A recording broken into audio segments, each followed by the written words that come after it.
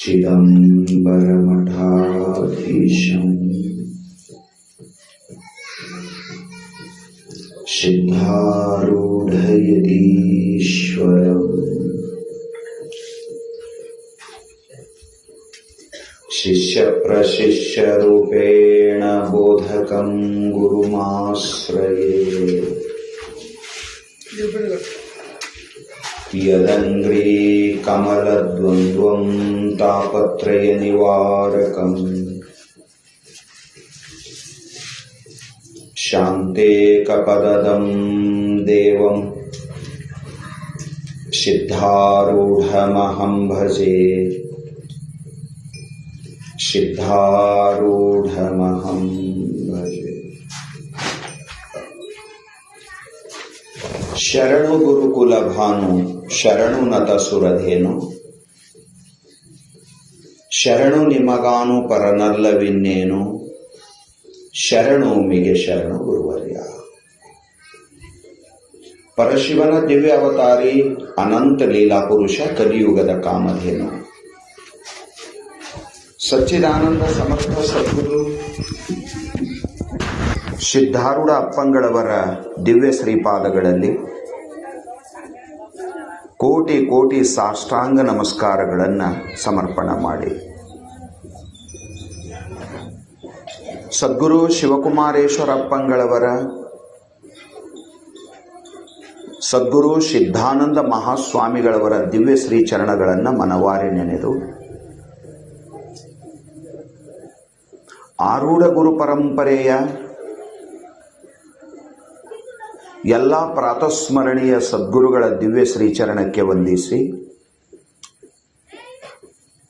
ಬಸವಾದಿ ಶಿವಶರಣರ ಆದಿಗುರು ಶಂಕರರ ಜಗತ್ತಿನ ಎಲ್ಲ ದಾರ್ಶನಿಕ ಮಹಾಪುರುಷರ ಶ್ರೀಚರಣಕ್ಕೆ ನಮಿಸಿ ಸುಕ್ಷೇತ್ರ ನೆಲ್ಲೂರು ಗ್ರಾಮದ ಸದ್ಗುರು ಸಿದ್ಧಾರೂಢಪ್ಪನ ಮಹಾಮಠದಲ್ಲಿ ನಡೆದು ಬರುತ್ತಲಿರುವ ಈ ಆಧ್ಯಾತ್ಮಿಕ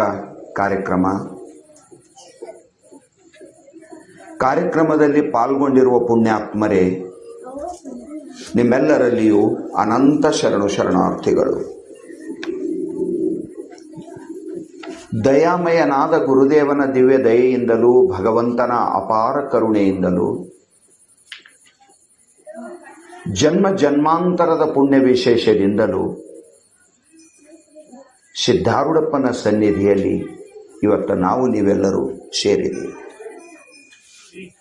ಪ್ರಪಂಚದೊಳಗೆ ಇದಕ್ಕಿಂತ ಹೆಚ್ಚಿನ ಭಾಗ್ಯ ಮತ್ತೊಂದು ಯಾವುದಿಲ್ಲ. ಭಗವಂತ ನಮಗೆ ಮನುಷ್ಯ ಶರೀರ ಕೊಟ್ಟಿದ್ದೇ ಪರಮಾರ್ಥ ಸಾಧನೆಗಾಗಿ. ನರಜನ್ಮವನ್ನು ಪ್ರಾಪ್ತ ಮಾಡಿಕೊಂಡು ಪರಮಾರ್ಥ ಸಾಧನ ಮಾಡಲಿಲ್ಲ ಅಂದ್ರೆ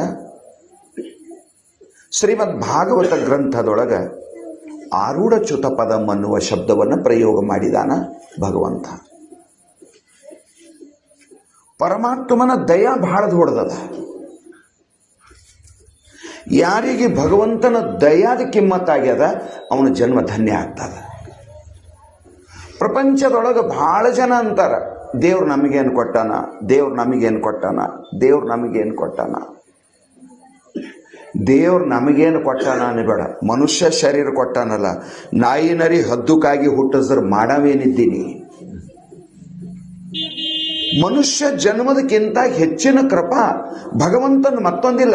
ಭಗವಾನ್ ಶಂಕರಾಚಾರ್ಯರು ವಿವೇಕ ಚೂಡಾಮಣಿ ಗ್ರಂಥದೊಳಗೆ ಅದೇ ಮಾತು ಹೇಳ್ತಾರ. ಅಪಾ, ಮನುಷ್ಯತ್ವವನ್ನು ಕೊಟ್ಟಿದ್ದಾನ ಪರಮಾತ್ಮ, ನಿನಗೆ ಮನುಷ್ಯ ಜನ್ಮವನ್ನು ಕೊಟ್ಟಿದ್ದಾನ. ಅನಾಯಾಸ ಸಿಕ್ಕಿದಕ್ಕ ಪ್ರಪಂಚದೊಳಗ ಕಿಮ್ಮತ್ತಿರಂಗಿಲ್ಲ. ಪರಿಶ್ರಮ ಮಾಡಿ ಪಡಿಬೇಕು. ಮನುಷ್ಯ ಜನ್ಮ ಹ್ಯಾಂಗ ಬಂದದ ಅಂತ ಗುರುಶಾಸ್ತ್ರಗಳೇ ಹೇಳ್ತಾವ. ಅದು ಕೇಳಿದ್ರ ತಿಳಿತದೆ ಈ ಜನ್ಮ ನನಗೆ ಯಾಕೆ ಬಂತು ಅಂತ. ಜೀವನೇ ಎಲ್ಲ ಜೀವಿಗಳೇ, ನಾಯಿ ನರಿ ಹದ್ದುಕಾಗಿ ಎಲ್ಲ ಶರೀರೇ ಅದಾವ. ಅದಕ್ಕೆ ಯಾಕೆ ನಾಯಿ ಶರೀರ, ನನಗ್ಯಾಕೆ ಮನುಷ್ಯ ಶರೀರ? ಸ್ವಲ್ಪ ತೌಲನಿಕವಾಗಿ ವಿಮರ್ಶೆ ಮಾಡಿ ನೋಡಿದ್ರ ಅದಕ್ಕಿಂತ ನಂದೇನೋ ಹೆಚ್ಚಿನ ಪುಣ್ಯ ಇರಬೇಕು ಅಂದಾಗೆ ನಾ ಮನುಷ್ಯ ಆಗಿ ಹುಟ್ಟೀನಿ. ಇಲ್ಲದ್ರೆ ನಾನು ನಾಯಿಯಾಗಿ ಹುಟ್ಟುತ್ತಿದ್ದೆ, ನಾನು ಬೆಕ್ಕಾಗಿ ಹುಟ್ಟುತ್ತಿದ್ದೆ, ಕತ್ತಿ, ಕುದುರೆ, ಪಕ್ಷಿ, ಕ್ರಿಮಿ, ಕೀಟ, ಹುಳ ಹುಪ್ಪಡಿ ಏನೋ ಆಗಿ ಹುಟ್ಟುತ್ತಿದ್ದೆ. ಯಾವ ಮನುಷ್ಯ ಆತ್ಮಾವಲೋಕನ ಮಾಡ್ತಾನ ಆ ಮನುಷ್ಯನಿಗೆ ಸತ್ಯದ ಜ್ಞಾನ ಆಗ್ತದ. ಬಹಳ ಚಂದ ಶ್ರೀಮದ್ ಭಾಗವತ ಗ್ರಂಥದೊಳಗ ಒಂದು ಮಾತನ್ನ ಬರೀತಾ ಇದಾರ. ದುರ್ಲಭಂ ಮಾನುಷಂ ಜನ್ಮ ಪ್ರಾರ್ಥ್ಯತೆ ತ್ರಿದಶೈರಪಿ. ಎಂಥ ಕಿಮ್ಮತ್ತಿನ ಮಾತ್ರ ಇದು. ಶ್ರೀಮದ್ ಭಾಗವತ ಗ್ರಂಥದೊಳಗ 5ನೇ ಸ್ಕಂದದೊಳಗಿಂದು ಈ ಮಾತು. ಭಗವಂತ ಈ ಮಾತನ್ನ ಹೇಳ್ತಾ ಇದ್ದಾನ. ಗೊತ್ತಾಗಿಲ್ಲಪ್ಪ ನಿನಗ, ಎಲ್ಲ ಗೊತ್ತಾಯ್ತು. ಬಂಗಾರ ಕಿಮ್ಮತ್ತು ಗೊತ್ತಾಯಿತು, ಬೆಳ್ಳಿ ಕಿಮ್ಮತ್ತು ಗೊತ್ತಾಯಿತು, ಜಮೀನು ಕಿಮ್ಮತ್ತು ಗೊತ್ತಾಯಿತು, ಬಟ್ಟೆ ಬರಿ ಕಿಮ್ಮತ್ತು ಗೊತ್ತಾಯಿತು, ದವಸ ಧಾನ್ಯದ ಕಿಮ್ಮತ್ತು ಗೊತ್ತಾಯಿತು, ಇವೆಲ್ಲದರ ಕಿಮ್ಮತ್ತು ಗೊತ್ತಾಯಿತು. ಖರೆ ಈ ಶರೀರ ಕಿಮ್ಮತ್ತೇ ನಿನಗೆ ಗೊತ್ತಾಗಲ್ವಾಯ್ತು. ಬಂಗಾರ ಕಿಮ್ಮತ್ತು ಗೊತ್ತದ ಅಂತ ತಿಳ್ಕೊಂಡು 1,50,000 ಮ್ಯಾಲ ಒಂದು ತೊಲಿಗದ ಅಂತ ತಿಳ್ಕೊಂಡು ಇದ್ದಿದ್ದು ಬಂಗಾರ ಹಿಂಗೆ ಮುಚ್ಕೊಂಡು ಅಡ್ಡಾಡ್ತೇವೆ. ಯಾರ ನೋಡಿ ಕಟ್ಕೊಂಡು ಹೋದ್ರೆ ಹೆಂಗೆ ಮಾಡೋದು? ಇದ್ದ ಬಂಗಾರ ಎಲ್ಲ ಒಯ್ದು ಬ್ಯಾಂಕ್ ಲಾಕರ್ದಾಗ ಹಾಕಿ ಮಂದಿ ಅಂತ ತಿಳ್ಕೊಂಡ್ರಂತ ರೋಲ್ಡ್ಗಳು ಹಾಕೊಳ್ಳೋ ಜನ ಭಾಳ. ಈ ಕಡೆ ಮಂದಿ ಕಡೆ ಸೇಫ್ ಇರಬೇಕು, ಆ ಕಡೆ ಬಂಗಾರನೂ ಸೇಫ್ ಇರಬೇಕು. ನಾವು ಇಟ್ಟು ಶಾಣ್ಯರ ಜಗತ್ತಿನೊಳಗೆ. ನನ್ನ ಮಾತಿನ ಅಭಿಪ್ರಾಯ ಇಷ್ಟೇ. ಬಂಗಾರಕ್ಕೆ ಜ್ವಾಕಿ ಮಾಡ್ತೇವಿ, ಅಲ್ಮರೆಗಿಡ್ತೇವಿ, ಅಲ್ಮರೆಗಿಟ್ರು ಕಳ್ಳರ ಕಾಕರ ಭಯ ಅಂತ ಲಾಕರ್ದಾಗ ಇಡ್ತೇವಿ. ಬಂಗಾರದ ಕಿಮ್ಮತ್ತು 1,50,000 ಮ್ಯಾಲ ಒಂದು ತೊಲಿ ಅದ ಅಂತ ತಿಳ್ಕೊಂಡು ಬಂಗಾರಕ್ಕಷ್ಟು ಮರ್ಯಾದೆ ಕೊಡ್ತೇವಿ. ಈ ಶರೀರದ ಕಿಮ್ಮತ್ತು ಗೊತ್ತಾಗಿಲ್ಲ, ಅದಕ್ಕೆ ಇದಕ್ಕೆ ಮರ್ಯಾದೆ ಕೊಡಂಗಿಲ್ಲ. ಖಾವೋ ಪೀವೋ ಮೌಜ್ ಉಡಾವೋ ಮೋಜ್ ಮಸ್ತಿಯೊಳಗೆ ಆಯುಷ್ಯ ಹಾಳಾಗೋಯ್ತು.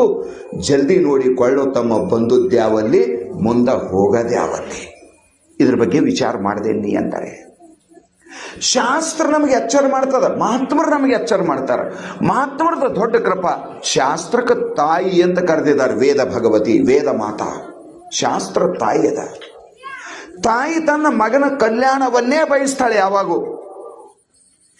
ತಾಯಿ ತನ್ನ ಮಗನ ಶ್ರೇಯೋಭಿವೃದ್ಧಿ ಕಲ್ಯಾಣವನ್ನೇ ಬಯಸ್ತಾಳ.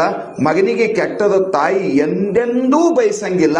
ಹಾಗ ವೇದ ನಮಗೆ ಕೆಟ್ಟದ ಎಂದೂ ಬಯಸಂಗಿಲ್ಲ. ಶಾಸ್ತ್ರ ಹೇಳತ್ತೋ ಎಷ್ಟು ಚಂದ. ಪ್ರಾರ್ಥ್ಯತೆ ತ್ರಿದಶೈರಪಿ ಅಂದ್ರೆ ದೇವತೆಗಳು ಮನುಷ್ಯರಾಗಿ ಹುಟ್ಟು ಸಲುವಾಗಿ ಹಪಹಪಿಸ್ತಾರಂತ ಸ್ವರ್ಗಕ್ಕೆ ಹೋದವರು. ಈ ಮಾತಿನ ಕಲ್ಪನಾ ನಮಗಿಲ್ಲ. ಅಂದ್ಮ್ಯಾಲ ದೇವತೆಗಳು ಮನುಷ್ಯ ಶರೀರಕ್ಕಾಗಿ ಅಷ್ಟೊಂದು ಹಪಹಪಿ ಮಾಡ್ತಾರ. ಅಂದ್ಮೇಲೆ ಈ ಶರೀರಕ್ಕೆ ಏನಾರ ಅಂಥದ್ದು ವಿಶೇಷ ಕಿಮ್ಮತ್ತು ಇರಬೇಕು. ಇದ್ರದ್ದೇನೋ ಒಂದು ವೈಶಿಷ್ಟ್ಯ ಅದ, ದೊಡ್ಡ ಜಬರ್ದಸ್ತ್ ಲಾಭ ಅದ ಇದರಿಂದ ಅಂತ. ಅದರ ಸಲುವಾಗಿ ಮಹಾನುಭಾವರ ಮಾತನ್ನ ನಾವು ಸ್ವಲ್ಪ ವಿಚಾರ ಮಾಡಿದಾಗ, ಚಾಮರಸ ಕವಿಗಳು ಅಲ್ಲಮ ಪ್ರಭುಗಳ ಚರಿತ್ರೆ ಬರೆದಿದ್ದಾರೆ. ಅದರ ಹೆಸರು ಪ್ರಭುಲಿಂಗ ಲೀಲೆ ಅಂತ. ಅದರೊಳಗ ಕೈಲಾಸದೊಳಗೆ ಪರಮಾತ್ಮ ಪಾರ್ವತಿಯರ ಸಂವಾದವನ್ನು ಬರೀತಾನೆ. ಬರದಲ್ಲಿ ಪರಮೇಶ್ವರಿ ಜಗಜ್ಜನನಿ ಭಗವತಿ ಮಾ ಪರಮಾತ್ಮನನ್ನ ಕುರಿತು ಪಾರ್ವತಿ ದೇವಿ ಒಂದು ಮಾತು ಕೇಳ್ತಾಳೆ. ಹೇ ದೇವ, ಪ್ರಪಂಚ ಕರ್ಮದ ಹಗ್ಗದೊಳಗೆ ಬಂಧಿಸಲ್ಪಟ್ಟದ, ನಾವ್ಯಾರೂ ಸ್ವತಂತ್ರ ಇಲ್ಲ. ಪರಮಾತ್ಮ ಹೇಳಿದ, ಕರ್ಮಾನುಬಂಧೀನಿ ಮನುಷ್ಯ ಲೋಕೆ. ಹೆಂಗ ಹಿಂದಕ್ಕೆ ಹಳೆ ಕಾಲಕ್ಕೆ, ಈಗ ಅವು ನಮಗೆ ನೋಡಕ್ ಸಿಗಲು. ಸೂತ್ರದ ಗೊಂಬಿ ಆಟ ಅಂತ ಇರ್ತಿತ್ತು. ಆ ದಾರ ಹೆಂಗೆ ಜಗ್ತಿರೋದು ಡಾನ್ಸ್ ಮಾಡ್ತಿತ್ತದು. ಹಾಗ ಕರ್ಮ ನಮಗೆ ಆಟ ಆಡಿಸ್ತದ. ನಾವೆಲ್ಲರೂ ಕರ್ಮದ ಅಧೀನಿದ್ದೇವೆ. ಕರ್ಮನೇ ನಮಗೆ ಜನ್ಮಕ್ಕೆ ತಂದದ. ಕರ್ಮನೇ ಸುಖ ದುಃಖ ಕೊಡ್ತದ. ಕರ್ಮನೇ ನಮಗೆ ಮರಣ ಕೊಡ್ತದ. ಕರ್ಮನೇ ನಮಗೆ ಜಗತ್ತಿನಾಗ ಮೆರೆಸ್ತದ. ಕರ್ಮನೇ ನಮಗೆ ಪ್ರಪಂಚದೊಳಗೆ ತುಳಿತದ. ಮಾನ ಕೊಡೋದ ಕರ್ಮ, ಅಪಮಾನ ಮಾಡುವುದು ಕರ್ಮ, ಸಂಸಾರ ಸಮೃದ್ಧಿರದ ಕರ್ಮ. ಪ್ರಪಂಚದೊಳಗೆಲ್ಲವೂ ಕರ್ಮದ ಅವಲಂಬನ ಅದ. ಮುಳುಗೊಂದದ ಬಾಲಲೀಲ ಮಹಂತ ಶಿವಯೋಗಿಗಳು ಈ ಮಾತು ಬರೀತಾರೆ. ಹಿಂದೆ ಮಾಡಿದ ಪುಣ್ಯ ಎಂದುಂಡುಡಬೇಕಾತ್ಮ, ಎಂದು ಮಾಡಿದ ಪುಣ್ಯ ಮುಂದೆ ಸಂದೇಹವೇಕೆನ್ನು ಎಂದು ಧರನ ಆಣೆಯಾಗಿ. ನಾ ಪರಮಾತ್ಮನ ಆಣಿ ಮಾಡಿ ಹೇಳ್ತೀನಿರಪ್ಪ, ನಿಮಗೆ ಸುಳ್ಳು ಹೇಳಿದ್ರೆ ನನಗೇನು ಸಿಗುವುದದ ಅಂತಾರ ಮುಳುಗೊಂದದ ಬಾಲಲೀಲ ಮಹಂತ ಶಿವಗಳು. ನರರ ಪುಣ್ಯ ಪಾಪ ನರರ ಸೆರಗಿಲೆ ಕಟ್ಟಿ. ಎಂತ ಮಾತ್ರಿ? ಈಗ ಹೊಲದಾಗ ಜೋಳ ಕಿತ್ತಿದ್ರು ಮೊದಲು, ದೊಡ್ಡ ಜೋಳ ಕಿತ್ತವ್ರು, ಅದಕ್ಕೆ ಕಟ್ಲಾಕ ಹಗ್ಗ ಎಲ್ಲಿಂದ ತರೋರು? ದಂಟಿಲೆ. ಎದ್ರ ಕಟ್ಟೋರು? ಜ್ವಾಳದ ದಂಟ ತಗೊಂಡೆ ಜ್ವಾಳದ ಸೂಡು ಕಟ್ತಿರಲ್ಲ, ಹಂಗ ಪರಮಾತ್ಮ ನಮಗ ಕರ್ಮ ತಗೊಂಡು ಕರ್ಮದ ಗಂಟು ಹಾಕಿ ಭೂಮಿ ಮೇಲೆ ಬಿಟ್ಟಿದ್ದಾನ. ಅದಕ್ಕೆ ಹಾಡಿದ್ರು ಯಾರೋ, ಒಬ್ಬ ಸುಖಿ ಒಬ್ಬ ದುಃಖಿಯೋ ಈ ಬ್ರಹ್ಮಾಲಿಕೆಯೋ. ಕರ್ಮದ ಲೆಕ್ಕ ಹಾಕಿ ಬ್ರಹ್ಮ ಹೊಣೆ ಬರವ ಬರೆದ ಕರ್ಮಕ್ಕೆ ಹೊಣೆಯಾಗಿ ಒಂದು ಪದ್ಯದ ಈ ಪುಸ್ತಕದೊಳಗೆ. ಕರ್ಮದ ಲೆಕ್ಕ ಹಾಕಿ ಬ್ರಹ್ಮ ಹಣೆ ಬರೆದಿದ್ದಾನೆ. ಎಲ್ಲಿ ಹುಟ್ಟಬೇಕು, ಎಷ್ಟು ವಿದ್ಯೆ ಗಳಿಸಬೇಕು, ಎಂಥ ಮನೆ ಕಟ್ಟಬೇಕು, ಎಂಥ ಹೆಂಡ್ರ ಮಕ್ಕಳಾಗಬೇಕು, ಎಷ್ಟು ರೊಕ್ಕ ಗಳಿಸಬೇಕು, ಎಂದ ಸಾಯಬೇಕು. ಮನುಸ್ಮೃತಿಯೊಳಗೂ ಈ ಮಾತು ಬರೆದಿದ್ದಾರೆ. ಪಂಚೈತಾನಿ ಸೃಜಂತೆ ಗರ್ಭಸ್ತಥೈವ ದೇಹಿನಾಹ. ತಾಯಿ ಗರ್ಭದೊಳಗಿದ್ದಾಗೆ ಇವು 5 ನಿರ್ಣಯ ಆಗ್ಯಾವ ಅಂತ ಹೇಳ್ತಾರೆ ಮಹಾತ್ಮರು ಗರುಡ ಪುರಾಣ. ಅಲ್ಲಿ ನನ್ನ ಮಾತಿನ ಅಭಿಪ್ರಾಯ ಇಷ್ಟೇ, ನಾವು ಮನುಷ್ಯರಿದ್ದೇವೆ. ಒಂದು ಮಾತು ಲಕ್ಷ್ಯದೊಳಗಿಡಬೇಕು, ಈ ಜನ್ಮಕ್ಕೆ ಅಪಮಾನ ಮಾಡಬೇಡ, ಈ ಶರೀರಕ್ಕೆ ಅಪಮಾನ ಮಾಡಬೇಡ. ಕೂಡಲ ಸಂಗಮ ದೇವನ ವನಿಸ ಬಂದ ಪ್ರಸಾದಕಾಯ ಕರುಣಾ ಕರನೆ ಕೀನಿ ಕೃಪಾ ದೀನಿ ನಟವರ ದೇಹ. ಪರಮಾತ್ಮ ಕೃಪಾ ಮಾಡಿ ಶರೀರ ಕೊಟ್ಟಿದ್ದಾನ. ದುರ್ವಾಸ ಮಹರ್ಷಿಗಳು ಕೈಲಾಸಕ್ಕೆ ಹೋಗಿದ್ರಂತ. ಹೋದ ಸಂದರ್ಭದೊಳಗೆ ಋಷಿಗೆ ನೋಡಿ ಪರಮಾತ್ಮನಿಗೆ ಬಹಳ ಸಂತೋಷ ಆಯಿತು. ಪರಮಾತ್ಮನ ದರ್ಶನ ಆಯಿತು ದುರ್ವಾಸ ಮಹರ್ಷಿಗಳಿಗೆ. ಮಾತಾ ಪಾರ್ವತಿ ದೇವಿ ಪಾದಕ್ಕೆ ಬಿದ್ದು ನಮಸ್ಕಾರ ಮಾಡ್ತಿದ್ದ. ಯಾರೋ ತಂದು ಶಿವನ ಕೊಳ್ಳಾಗ ಮಂದಾರ ಪುಷ್ಪಹಾರ ಹಾಕಿದ್ರಂತ. ನಿಮಗೆ ತಿಳಿತೋ ಇಲ್ಲೋ, ಮಂದಾರ ಪುಷ್ಪ ಅಂತ ಅದಕ್ಕಂತಾರಂತ. ಎಕ್ಕಿ ಗಿಡದ ಹೂವಿಗೆ ಮಂದಾರ ಪುಷ್ಪ ಅಂತಾರೆ. ಶಿವನಿಗೆ ಅವನಿಗೆ ಇಂಥವೆಲ್ಲ ಚಮೇಲಿ ಗಿಮೇಲಿ ನಡೆಯವಲ್ಲ. ಅವನಿಗೆ ಮುತ್ತುಲ ಹೂವ, ಉತ್ತರಾಣಿ ಕಡ್ಡಿ, ಮನ್ ಬಂತಲ್ಲ ಶಿವರಾತ್ರಿ, ಉತ್ತರಾಣಿ ಕಡ್ಡಿ, ಬಿಲ್ವ ಪತ್ರೆ, ಆಮೇಲೆ ಏನಪ್ಪಾ ಅಂದ್ರೆ ಮುತ್ತಲ ಗಿಡದ ಹೂವ. ಯಾ ಗಿಡಕ್ಕೆ ಕೈ ಹಚ್ಚಲೋ ಎಕ್ಕಿ ಹೂವ, ಮಂದಾರ ಪುಷ್ಪ. ಅದು ಯಾರೋ ಶಿವನಿಗೆ ಬಹಳ ಪ್ರಿಯ ಅಂತ ತಿಳ್ಕೊಂಡು ಭಕ್ತರು ಮಂದಾರ ಪುಷ್ಪ ತಂದು ಶಿವನ ಕೊಳ್ಳಾಗ ಹಾಕಿದ್ರಂತ. ಶಿವ ತಾ ಪ್ರಸನ್ನಾಗಿ ನನಗೆ ಯಾಕಂತ ಪಾರ್ವತಿ ದೇವಿ ಕೊಳ್ಳಾಗ ಹಾಕಿದ್ನಂತ. ಭಕ್ತ ತಂದು ಶಿವನ ಕೊಳ್ಳಾಗ ಹಾಕದ, ಶಿವನ ಅಂಗಸ್ಪರ್ಶ ಆಯ್ತು, ಶಿವಶಕ್ತಿ ಆ ಹೂವಿನೊಳಗೆ ಪ್ರವೇಶ ಆಯ್ತು. ಶಿವ ಶಕ್ತಿ ಪಾರ್ವತಿ ಮಾತೆ ಕೊರಳೊಳಗೆ ಹಾಕಿದ. ಪಾರ್ವತಿಯ ಕೊರಳೊಳಗೆ ಬಂದು ಪಾರ್ವತಿಯ ಸ್ಪರ್ಶ ಆಗಿ ದೇವಿಯ ಶಕ್ತಿ ಪಡೀತು. ಅದು ಹೂ. ದುರ್ವಾಸ ಮಹರ್ಷಿಗಳಿಗೆ ನೋಡಿ ಪರಮಾತ್ಮ ಪಾರ್ವತಿಯವರು ಅತ್ಯಂತ ಪ್ರಸನ್ನರಾಗಿ ಆ ಮಂದಾರ ಪುಷ್ಪ ದುರ್ವಾಸ ಮಹರ್ಷಿಗಳ ಕೈಯಾಗಿ ಪ್ರಸಾದ ಕೊಟ್ರಂತ. ದುರ್ವಾಸ ಮಹರ್ಷಿಗಳಿಗೆ ಬಹಳ ಆನಂದ ಆಯ್ತು. ನಾ ಸ್ವರ್ಗಕ್ಕೆ ಬಂದು ಸಾರ್ಥಕ ಆಯ್ತು, ಭಗವಂತ ಕೃಪಾ ಮಾಡಿ ಶಿವಶಕ್ತಿಯರು ತಮ್ಮ ಪ್ರಸಾದವನ್ನು ನನಗೆ ಕೊಟ್ಟಿದ್ದಾರೆ. ಇದು ಏನ್ ಮಾಡಬೇಕು? ಯಾವಾಗೂ ಪರಮಾತ್ಮ ತನ್ನ ಭಕ್ತನ ಕಲ್ಯಾಣ ಮಾಡ್ತಾನ, ಗುರು ತನ್ನ ಶಿಷ್ಯನ ಕಲ್ಯಾಣವನ್ನ ಅಪೇಕ್ಷೆ ಮಾಡ್ತಾನೆ. ಹ್ಯಾಂಗ ತಾಯಿ ತಂದೆ ಮಕ್ಕಳ ಕಲ್ಯಾಣವನ್ನ ಅಪೇಕ್ಷೆ ಮಾಡಿದಾನೆ. ಕೈಲಾಸದಿಂದ ಬರ್ತಾ ಬರ್ತಾ ಸ್ವರ್ಗದಾಗಿಂದ ಬರ್ತಿದ್ದ ಹಾಯ್ದು ಇಂದ್ರ ಐರಾವತದ ಮೇಲೆ ಕುಂತು ಎಲ್ಲಿಗೋ ನಡೆದಿದ್ದ.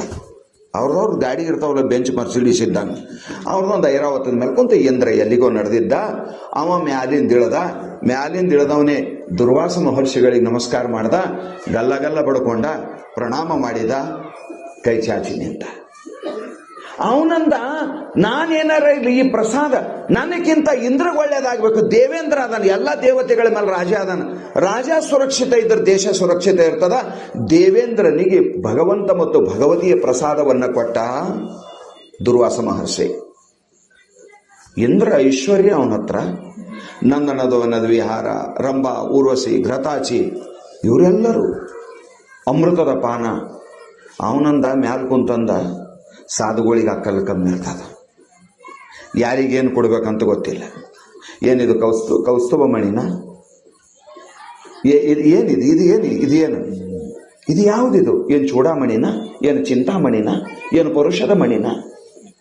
ಹೋಗಿ ಯಾ ಗಿಡಕ್ಕೆ ಕೈ ಹಚ್ಚಿದ್ರೆ ಮಂದಿ ಕೈ ತೊಳ್ಕೋತಾರೋ ಅದ್ರ ಹಾಲು ಕೈಗೆ ಹತ್ತಬಾರ್ದಂತ ಎಕ್ಕೆ ಹೂವಿನ ಹಾರ ನನಗೆ ಕೊಟ್ಟಿಮ.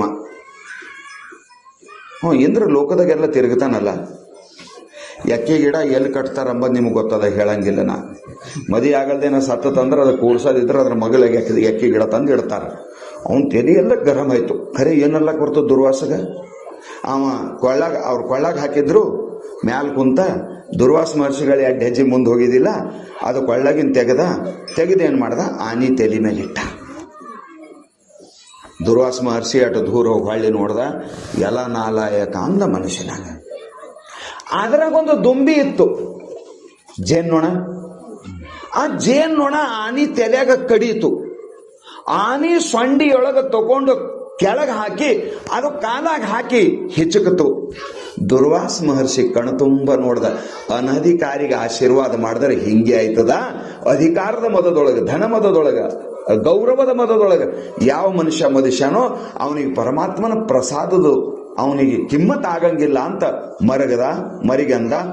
ಯಾವ ಐಶ್ವರ್ಯದ ಅಹಂಕಾರದೊಳಗೆ ನೀನು ಪರಮಾತ್ಮನ ಪ್ರಸಾದ, ಅದು ಪರಮಾತ್ಮನ ಪ್ರಸಾದ, ಪಾರ್ವತಿ ಪ್ರಸಾದ, ಗುರು ಪ್ರಸಾದ, ತ್ರಿವೇಣಿಯದ, ಇದು ತ್ರಿವೇಣಿಯದ ಅಂತ ಸರ್ವಶ್ರೇಷ್ಠವಾದ ಪ್ರಸಾದಕ್ಕೆ ನೀ ತಿರಸ್ಕಾರ ಮಾಡಿದಂದ್ಮೇಲೆ ಇದಕ್ಕೆ ಪ್ರಾಯಶ್ಚಿತ, ಹೇ ಇಂದ್ರ ನಿನ್ನ ಐಶ್ವರ್ಯ ಎಲ್ಲ ಸಮುದ್ರ ಪಾಲಾಗ್ಲಿ ಅಂತ ಶಾಪ ಕೊಟ್ಟ. ಆವಾಗೆ ಐರಾವತ ಹೋಯ್ತು, ಉಚ್ಚರೇಶ್ರವಸ ಕುದುರೆ ಹೋಯ್ತು, ಅಮೃತ ಹೊಂಟೋಯ್ತು, ನಂದನವನ ಹೋಯ್ತು, ಲಕ್ಷ್ಮಿ ಹೋಯ್ತು, ಎಲ್ಲ ಸಮುದ್ರ ಪಾಲಾಗೋಯ್ತು. ಇಂದ್ರ ದರಿದ್ರಾಗಿ ನಿಂತ ಎಷ್ಟೋ ವರ್ಷಗಳವರೆಗೆ. ಆಮೇಲೆ ದೇವಗುರು ಬೃಹಸ್ಪತಿ ಕರೆದು ಇದಕ್ಕೇನು ಪರಿಹಾರ ಅಂದಾಗ ದೇವತೆಗಳು ರಾಕ್ಷಸರು ಕೂಡಿ ಸಮುದ್ರ ಮಂಥನ ಮಾಡ್ರಿ, ಆಗ ಇವೆಲ್ಲ ಮ್ಯಾಲ ಬರ್ತಾವ ಅಂದಾಗ ಸಮುದ್ರ ಮಂಥನವನ್ನ ಮಾಡ್ತಾರ. ಆಮೇಲೆ ಎಷ್ಟೋ ಕಲ್ಪಗಳ ನಂತರ ನನ್ನ ಮಾತಿನ ಅಭಿಪ್ರಾಯ ಇಷ್ಟೇ, ಪರಮಾತ್ಮನ ಪ್ರಸಾದಕ ಅಪಮಾನ ಮಾಡಿದ ಸಲುವಾಗಿ ದುರ್ಗತಿಗೆ ಇಂದ್ರ ಕಾರಣ ಆದ. ಈ ಶರೀರ ಪರಮಾತ್ಮ ಕೊಟ್ಟಿದ್ದ ಪ್ರಸಾದದ, ಇದಕ್ಕೆ ನಾವು ಅಪಮಾನ ಮಾಡಿದೆವಂದ್ರೆ ಮುಂದೆ ನಾಯಿ ನರಿ ಹದ್ದು ಕಾಗಿ ಜನ್ಮಕ್ಕೆ ಹೋಗ್ಬೇಕಾಗ್ತದ. ಇದು ಬರೆದಿಟ್ಟುಕೋರಿ ನೀವು, ಇದು ಈಶ್ವರನ ಶಾಸನದ. ಪರಮಾತ್ಮನ ಅಪಮಾನ ಘೋರ ನರಕದ. ಅದರ ಸಲುವಾಗಿ ಶರೀರ ಸಿಕ್ಕ ಸಮಯದೊಳಗ ಇದು ಪರಮಾತ್ಮನ ಪ್ರಸಾದ ಅಂತ ತಿಳ್ಕೊಂಡು ಕೂಡಲ ಸಂಗಮ ದೇವನ ಒಲಿಸ ಬಂದ ಪ್ರಸಾದ ಕಾಯವು ಕೆಡಿಸಲಾಗದು ಅಂತ ಬಸವಣ್ಣನವ್ರು ಹೇಳ್ತಾರ. ಈ ಶರೀರ ಪರಮಾರ್ಥಕ್ಕಾಗಿ ಬಳಸಬೇಕು. ಹಾಗಾದ್ರೆ ಪರಮಾರ್ಥ ಅಂದ್ರೆ ಏನು? ಸಂಸಾರ ನಮ್ಮೆಲ್ಲರಿಗೂ ಗೊತ್ತದ. ಸಂಸಾರ ಹ್ಯಾಂಗ ಮಾಡ್ಬೇಕು ಅನ್ನೋದ್ರಾಗ ನಾವು ಒಬ್ರಿಗಿನ ಒಬ್ರು ಎಕ್ಸ್ಪರ್ಟ್ ಇದ್ದೇವೆ. ಯಾರ ಕುಂತು ಒಂದು ಮಾತು ರಾಯಿ ಕೇಳ್ಬೇಕು, ಒಬ್ರಿಗಿನ ಒಬ್ರು ಹೇಳ್ತೇವೆ.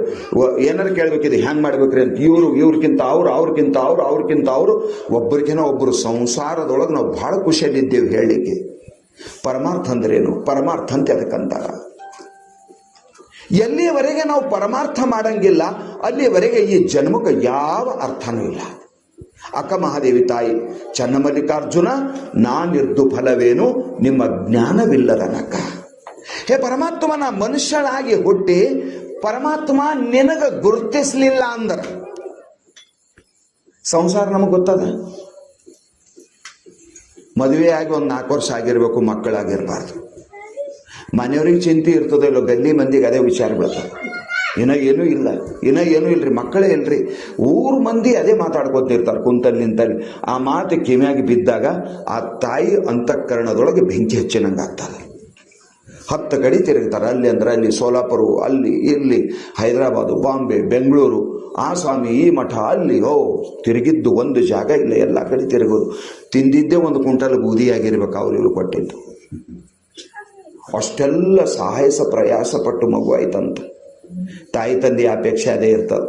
ತೊಟ್ಟಲುವಲ್ಲಿ ಹೋಗಿ ನಿಂತ ತಕ್ಷಣ ನೋಡಿ ಅದು ಕೈಕಾಲು ಬಡಿಬೇಕು. ಅದು ಅನ್ನಕ್ಕೆ ಚಾಲು ಮಾಡಿರ್ಬೇಕದು 3-4 ತಿಂಗಳಿಗೆ. 3-4 ತಿಂಗಳದಾಗ ಅದು ನೋಡಿ ಗೊತ್ತಿಡಿಲ್ಲ ತಂದ್ರೆ ತಾಯಿ ತಂದಿಗೆ ಇಂಥ ಆನಂದ ಆಗ್ತದ. ಅದು ಮೊದಲ ಮಾತು ಕಲಿತು ಅವ್ವ ಅಂತ ಬಾಯಾಗ ಒಂದು ಮಾತು ಬಂತಂದ್ರೆ ಆ ತಾಯಿಗೆ ಸ್ವರ್ಗ ಒಂದೇ ಗೇಣಿರ್ತದ. ನಾನು ಈಗ ನೋಡ್ರಿ, ಇದು ಮೊದಲು ಏನೂ ಗೊತ್ತಾಯ್ತಿಲ್ಲ, ಅವ್ವ ಅಪ್ಪ ಗೊತ್ತು ಹಿಡಿಲತ್ತದ. ಈಗಿದು ಹೆಂಗದ, ಕೂಸ್ ತಾಯಿ ತಂದಿಗೆ ಗೊತ್ತು ಹಿಡಿತದ. ಅವ್ರು ಯಾರ್ದಾರ ಹತ್ರ ಕೊಟ್ರಂದ್ರೆ ಅಳಕ್ಕೆ ಚಾಲು ಮಾಡ್ತದ. ತಾಯಿ ತಂದೆ ಅದು ಎಷ್ಟದ ರೀ, 6 ತಿಂಗಳದ. ಅದಕ್ಕೆ ಗೊತ್ತಾಗ್ಯದ. ಇನ್ನೊಬ್ರ ಕೈಯಾಗ ಕೊಟ್ರಿ ಅಂದ್ರೆ ಅಳತದ. ತಾಯಿ ತೊಡಿ ಮೇಲೆ ಬಂತಂದ್ರೆ ಮತ್ತೆ ತನ್ನ ಅವಾಗಿಂದ ಶಾಂತಾಗಿ ಆಡಕ್ಕೆ ಚಾಲು ಮಾಡ್ತದ. ಆಗ ಎಲ್ಲರೂ ಮಾತಾಡ್ತಾರ, ಇದು ಮೊದಲೂ ಎತ್ಕೊಂಡಿವಿ, ಆಗಿದ ಕರು ಇದ್ದಿಲ್ಲ, ಗೊತ್ತು ಹಿಡಿತಿದ್ದಿಲ್ಲ. ಯಾರು ಎತ್ಕೊಂಡ್ರು ಮುದ್ದಿ ಬಸವ ಕುಂತಂಗೆ ಹಂಗೆ ಕೂಡ್ತಿತ್ತು. ಈಗ ಅವು ಅಂತೂ ಗೊತ್ತಾಗ್ಲತ್ತದ, ಅವು ಗೊತ್ತು ಹಿಡಿಲತ್ತದ, ಅಪ್ಪು ಗೊತ್ತು ಹಿಡಿಲತ್ತದ. ಅವ್ರಿಬ್ಬರ ಬಲ್ಲಿ ಇದ್ರೆ ಸಮಾಧಾನ ಇರ್ತದ, ಮೂರನೇವ್ರು ಅದಕ್ಕೆ ನಡೆಯಂಗಿಲ್ಲ. ತಾಯಿ ತಂದೆ ಗೊತ್ತು ಹಿಡಿತು ಅಂದ್ರೆ ತಾಯಿ ಅಡಿಗೆ ಮಾಡೋದದ ಅಂದ್ರು ತೊಡಿ ಮೇಲೆ ಇಟ್ಟುಕೊಂಡೆ ಎಷ್ಟು ಕಷ್ಟ ಯಾಕಾಗಲ್ಲ ಅಡಿಗೆ ಮಾಡಕ್ಕೆ ಚಾಲು ಮಾಡ್ತಾಳೆ. ಮಗು ಗುರ್ತು ಹಿಡಿಬೇಕು. ಹುಟ್ಟಿದ ಮಗು ವರ್ಷ 2 ವರ್ಷ ಆದರೂ ಅವಗೂ ಗುರ್ತು ಹಿಡಿಯಂಗಿಲ್ಲ, ಅಪ್ಪಗೂ ಗುರ್ತು ಹಿಡಿಯಂಗಿಲ್ಲ. ಗೋಣನು ಕೂಡಲ್ದು, ಎತ್ತ ಕೂಡಿಸ್ರು ಕೂಡಕ್ಕೂ ಬರವಲ್ದು. ಅದು ಅರ್ಧಮರ್ಧ ಶರೀರ ಒಂಥರ ಇತ್ತು ಅಂದ್ರೆ, ನಿಷ್ಕ್ರಿಯ ಇತ್ತು ಅಂದ್ರೆ ಆ ಕೂಸು, ಹುಟ್ಟಿದ ಕೂಸು ವರ್ಷ 2 ವರ್ಷ ಆದರೂ ಅವ್ವ ಅಪ್ಪಗೂ ಗೊತ್ತು ಹಿಡಿಯಲಿಲ್ಲ ಅಂದ್ರೆ ಪರಮಾತ್ಮ ಪ್ರಾರ್ಥನೆ ಮಾಡ್ತಾರೆ ಸಿದ್ಧಾರ್ಥ, ಇಂಥ ಮಗ ಕೊಡೋದಕ್ಕಿಂತ ಬಂಜಿಯಾಗಿದ್ರೆ ಏಟೋ ಚಂದಿತ್ತು. ಅವ್ವನ್ನುವಲ್ದು, ಅಪ್ಪನ್ನುವಲ್ದು, ಅವು ಬಂದು ನಿಂತು ನೋಡುವಲ್ದು, ಗುರ್ತು ಹಿಡಿವಲ್ದು, ಅಪ್ಪಗೂ ಗುರ್ತು ಹಿಡಿವಲ್ದು. ಹಡದ ಮಗು ಅವ್ವ ಅಪ್ಪಗ ಗುರುತು ಹಿಡ್ಲಿಲ್ಲ ಅಂದ್ರೆ ಹಡದ ತಾಯಿ ತಂದಿ ಜೀವನ ನರಕ ಆಗ್ತದ. ಹಾಗ ನಮ್ಮ ತಾಯಿ ತಂದಿ ಪರಮಾತ್ಮ ಅದ. ತ್ವಮೇವ ಮಾತಾಶ್ಚ ಪಿತಾ ತ್ವಮೇವ, ತ್ವಮೇವ ಬಂಧುಶ್ಚ ಸಖಾ ತ್ವಮೇವ, ತ್ವಮೇವ ವಿದ್ಯಾ ದ್ರವಿಣಂ ತ್ವಮೇವ, ತ್ವಮೇವ ಸರ್ವಂ ಮಮ ದೇವ ದೇವ. ತಂದೆ ನೀನು, ತಾಯಿ ನೀನು, ಬಂಧು ನೀನು, ಬಳಗ ನೀನು, ಎನಗೆ ನೀನಲ್ಲದೆ ಮತ್ತಾರೂ ಇಲ್ಲವಯ್ಯ ಕೂಡಲ ಸಂಘ. ಹಾಲಲ್ಲೆದ್ದು ನೀರಲ್ಲೆದ್ದು ನಿನ್ನ ಧರ್ಮ ಅಂತ ಬಸವಣ್ಣನವರು ಹೇಳಿದ ಹಾಗೆ ಪರಮಾತ್ಮ ನಮ್ಮ ತಾಯಿ ತಂದಿ ಆದನ. ಆ ಪರಮಾತ್ಮನಿಗೆ ನಾವು ಗುರುತು ಹಿಡಿದವನು ಭಜನೆ ಮಾಡಲಿಲ್ಲ ಅಂದ್ರೆ, ಗುರುತು ಹಿಡಿಲಾರ್ದ ಮಗುವಿಗೆ ನೋಡಿ ತಾಯಿ ತಂದಿ ಹೆಂಗೆ ಮರಗ್ತಾರೋ, ಪಶ್ಚಾತ್ತಾಪ ಮಾಡ್ಕೋತಾರೋ, ಇಂಥ ಮಗನಿಗೆ ಸುಮ್ಮನೆರ ಹಾಡದಂತ ಭಜನೆ ಮಾಡಲ್ದ ಭಕ್ತಗೆ ನೋಡಿ ಪರಮಾತ್ಮನ ಅಂತಃಕರಣನು ಮರಗ್ತದ. ಯಾಕಂದ್ರೆ ತಾಯಿ ತಂದಿ ಆದನ ಪರಮಾತ್ಮ. ಬ್ರಹ್ಮಾನಂದ ಮಹಾರಾಜರು ಅದೇ ಮಾತಾಡ್ತಾ ಇದ್ದಾರೆ.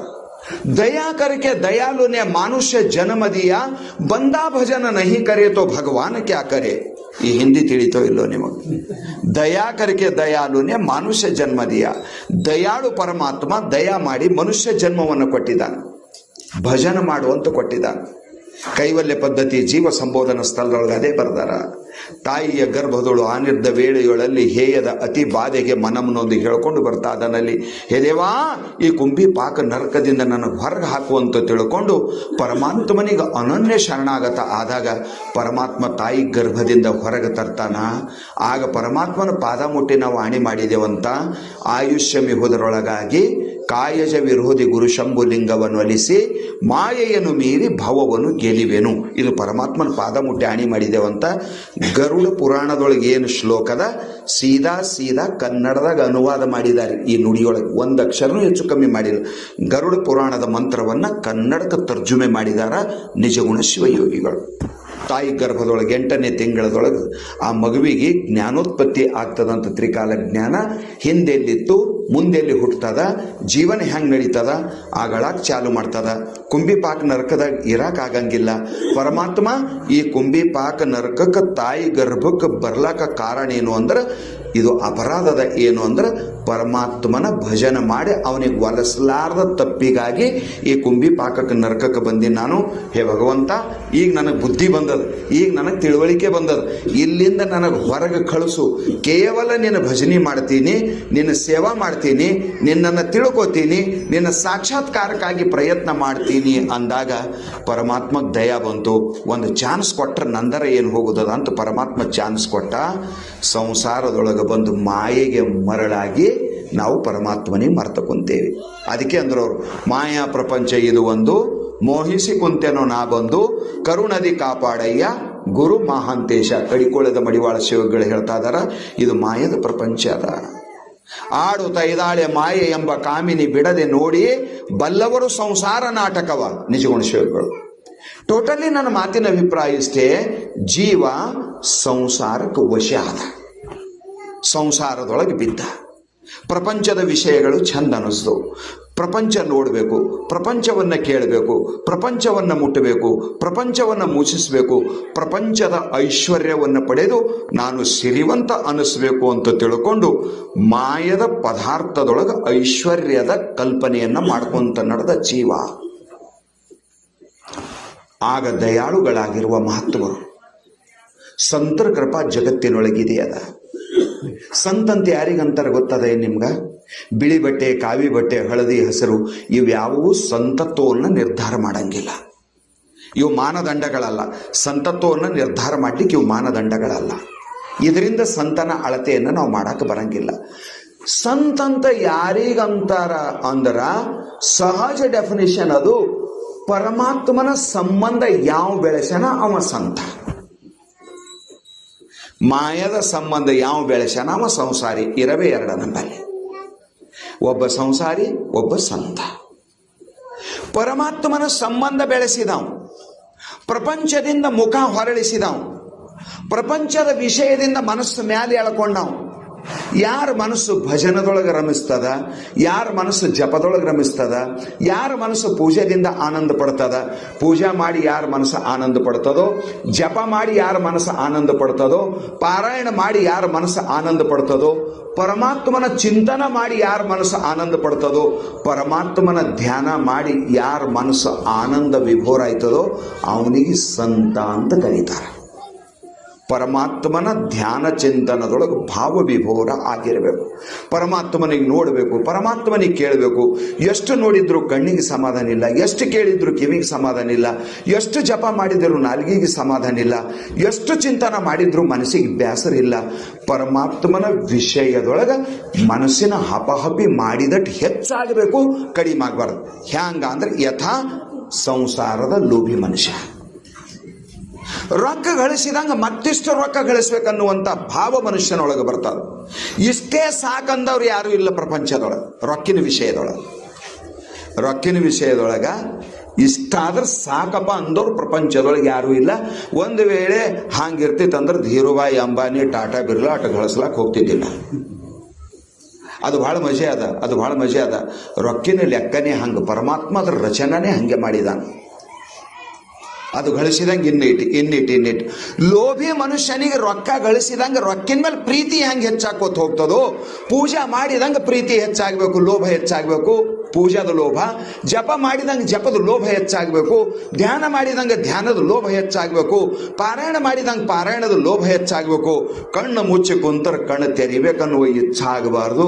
ಹೃದಯದೊಳಗೆ ಭಗವಂತ ಪ್ರಕಟ ಆಗಿ ಗೋಚರ ಆಗಬೇಕು. ಇದಕ್ಕಿಂತ ಹೆಚ್ಚಿನ ಸಂತತ್ವ ಪ್ರಪಂಚದೊಳಗೆ ಇನ್ನೇನದ ವಿಚಾರ ಮಾಡ್ರಿ. ಅದರ ಸಲುವಾಗಿ ಶಾಸ್ತ್ರ ಹೇಳ್ತದ ಇವನಿಗೆ ಸಂತ ಅಂತ ಕರೀತಾರ. ಇವನ ಕೆಲಸ ಏನು? ಸಂತರ ಕೆಲಸ ಏನು? ಸಂತರ ಕೆಲಸ ಅಂದ್ರೆ ಅದು ವಿಭೂತಿ ಕೊಡೋದು, ಭಸ್ಮ ಕೊಡೋದು, ಲಿಂಬೆಕಾಯಿ ಕೊಡೋದು, ಕರಿದಾರ ಕೊಡೋದಲ್ಲ. ಅದು ತಪಸ್ವಿ ಕೆಲಸ. ಅವನಿಗೆ ಸಿದ್ಧಿ ಆಗ್ಯಾವ, ಮತ್ತು ಮಂದಿಗೆ ಏನಾರು ಕೊಡ್ಬೇಕಲ್ಲ, ಸಿದ್ಧಿ ಆದವ. ಸಂತನ ಕೆಲಸ ಅದು ಅಲ್ಲ. ಸಂತನ ಕೆಲಸ ಏನು ಅಂದ್ರೆ ಒಂದು ಹಿಂದಿ ಹಾಡು ಕೇಳಿರ್ಬೇಕು ನೀವು. ಜ್ಯೋತಿ ಸೆ ಜ್ಯೋತಿ ಜಗಾತೆ ಚಲೋ ಪ್ರೇಮಕ್ಕೆ ಗಂಗಾ. ಪ್ರೇಮ ಅಂದ್ರೆ ಯಾವುದು? ಪರಮಾತ್ಮನ ಪ್ರೇಮ, ಪರಮಾತ್ಮನ ಅನುರಾಗ. ಸಾತು ಪರಮ ಪ್ರೇಮಾಸ್ಪದ ರೂಪಾಹ. ನಾರದ ಭಕ್ತಿ ಸೂತ್ರದೊಳಗೆ ಭಕ್ತಿಯ ವ್ಯಾಖ್ಯಾನವನ್ನು ಮಾಡ್ತಾ ದಯಾಳುಗಳಾಗಿರುವ ಮಹರ್ಷಿ ನಾರದರು ಪರಮ ಪ್ರೇಮ ಎಂದ ನಿನ್ನ ಅಂತಃಕರಣದೊಳಗೆ ಪ್ರಕಟ ಆಗ್ತದೋ ಅದಕ್ಕೆ ಭಕ್ತಿ ಅಂತಾರ ಅನ್ನುವ ಮಾತನ್ನ ಹೇಳಿದ್ರು.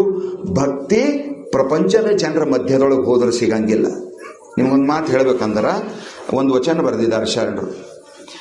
ಆಮೇಲೆ ಮುಪ್ಪಿನ ಷಡಕ್ಷರಿಗಳದೊಂದು ಪದ್ಯ ಅದ. ಎಲ್ಲ ಶರಣರ ನೆನೆದು ಅಲ್ಲಿ ನಾನತನಾಗಿ ಎಲ್ಲರೊಳೊಂದೊಂದು ಬೇಡಿಕೊಂಬುವೆ. ನಾನು ಭಕ್ತರ ಮನೆಗೆ ಹೋಗಿ ಭಕ್ತಿ ಭಿಕ್ಷೆಯನ್ನು ಬೇಡ್ತೀನಿ. ಬಸವಣ್ಣನವರು ಭಕ್ತಿ ಇಲ್ಲದ ಬಡವ ನಾನಯ್ಯ. ಕಕ್ಕಯ್ಯನ ಮನೆಯಲ್ಲಿ ಬೇಡಿದೆ, ಶರಣಾದನವ, ಭಕ್ತಿ ಸಂಪತ್ತದ ಅವನ ಮನೆಯೊಳಗೆ. ಭಕ್ತಿ ಅನ್ನುವ ಸಂಪತ್ತು ಗಳಿಸಿ ಸಂಸಾರ ಮನೆ ಎಂಥದರ ಇದ್ದಿರ್ಬೇಕು, ಹುಲ್ಲಿನ ಗುಡಿಸಿನೇ ಇದ್ದಿರ್ಬೇಕು. ದೊಡ್ಡ RCC ಮನೆ ಇರ್ಲಿಕ್ಕಿಲ್ಲ, ಅವನು ಹುಲ್ಲಿನ ಗುಡಿಸಿ ಅದ ಅವನು. ಅದಕ್ಕೆ ಅಂದಿರ್ಬೇಕು, ಮನೆ ನೋಡ ಬಡವರ ಹುಲ್ಲಿನ ಗುಡಿಸಿ ಅದ, ಆದ್ರ ಮನೆ ನೋಡ ಘನಮನ ಸಂಪನ್ನರ. ಸಾವುಕಾರ ಮನೆ ಬಹಳ ದೊಡ್ಡದಿದ್ದಿರ್ಬೇಕು, 4-8 ಕೋಟಿ ಖರ್ಚು ಮಾಡಿ ಮನೆ ಕಟ್ಟಿರ್ಬೇಕು. ಆ ಮನೆಯಾಗ ಹೋದ್ರೆ ಯಾವ ಬಾಗಿಲ್ದಿಂದ ಹೊರಗೆ ಬರಬೇಕು ಅನ್ನೋದು ನಿನಗೆ ಗೊತ್ತಾಗ್ಲಿಕ್ಕಿಲ್ಲ. ಅಷ್ಟೊಂದು ಮನೆಗಳಿದ್ದಿರ್ಬೇಕು ಅವನ ಮನೆಯಾಗ. ಮೈಸೂರು ಮಹಾರಾಜರ ಅರಮನೆ ನೋಡಿದ್ರೆ ಗೊತ್ತಾಯ್ತದ, ಜೈಪುರ್ ಮಹಾರಾಜನ ಅರಮನೆ ನೋಡಿದ್ರೆ ಗೊತ್ತಾಯ್ತದ. ಆಗ ನಾವು ಎಂಥ ಮನೆ ಕಟ್ಸಿದೇವ ಅನ್ನೋದು ಅದ್ರಾಗ ತಿರುಗಿ ಬರಬೇಕು, ಆಗ ಗೊತ್ತಾಯ್ತದ. ಅದ್ರ ಮುಂದೆ ನಂದೇನು ಅಲ್ಲಪ್ಪ ಅಂತ. ಸಾವುಕಾರ ಮನೆ ಬಹಳ ಕಿಮ್ಮತ್ತಿನ ಗ್ರಾನೈಟ್, ಇಟಾಲಿಯನ್ ಮಾರ್ಬಲ್ ಏನೇನೋ ತರಿಸಿ ಎಲ್ಲ ಫಾರಿನ್ ಸಾಮಾನು ತಂದೆ ಫಿಟ್ ಮಾಡ್ಯಾನ. ಎಲ್ಲ ಆಟೋಮೆಟಿಕ್. ನೀವು ತಟ್ಟಿ ಎದ್ರ ಬಂದು ಅಂದ್ರೆ ತೆರೆ ಜರೋತಿಲ್ಲ, ಆಟೋಮೆಟಿಕ್ ಓಪನ್ ಆಗ್ಬೇಕದು. ನಲ್ಲಿ ಇರ್ತದಲ್ಲ, ಆದ್ರೆ ನೀವು ಹೋಗಿ ಅದಕ್ಕೆ ಏನು ಮಾಡೋ ಜರೋತಿಲ್ಲ. ನೀವು ಹೋಗಿ ಕೆಳಗೆ ಕೈ ಚಾಸ್ರಿ, ನೀರು ಚಾಲು ಆಗಬೇಕು, ಕೈ ಹಿಂದೆ ಕೆಳ್ಕೊಂಡ್ರಿ ಅಂದ್ರೆ ಬಂದ್ ಆಗ್ಬೇಕು. ಎಲ್ಲ ಸೆನ್ಸರ್ ಸಿಸ್ಟಮ್ ಆಟೋಮೆಟಿಕ್.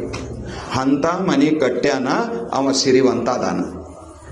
ಅವನದೇನು ನೋಡ್ತಿ, ಬಡವಂದಿ ಒಂದು ಹುಲ್ಲಿನ ಝೋಪಡಿ ಇದ್ದಿರ್ಬೇಕು. ತುಳಸಿದಾಸರದ ಒಂದು ಹುಲ್ಲಿನ ಝೋಪಡಿನೇ ಇತ್ತು. ಆಮೇಲೆ ಏನಪ್ಪ ಅಂದ್ರೆ ತುಕಾರಾಮ್ ಮಹಾರಾಜರದ್ದು ಒಂದು ಹುಲ್ಲಿನ ಝೋಪಡಿನೇ ಇತ್ತು.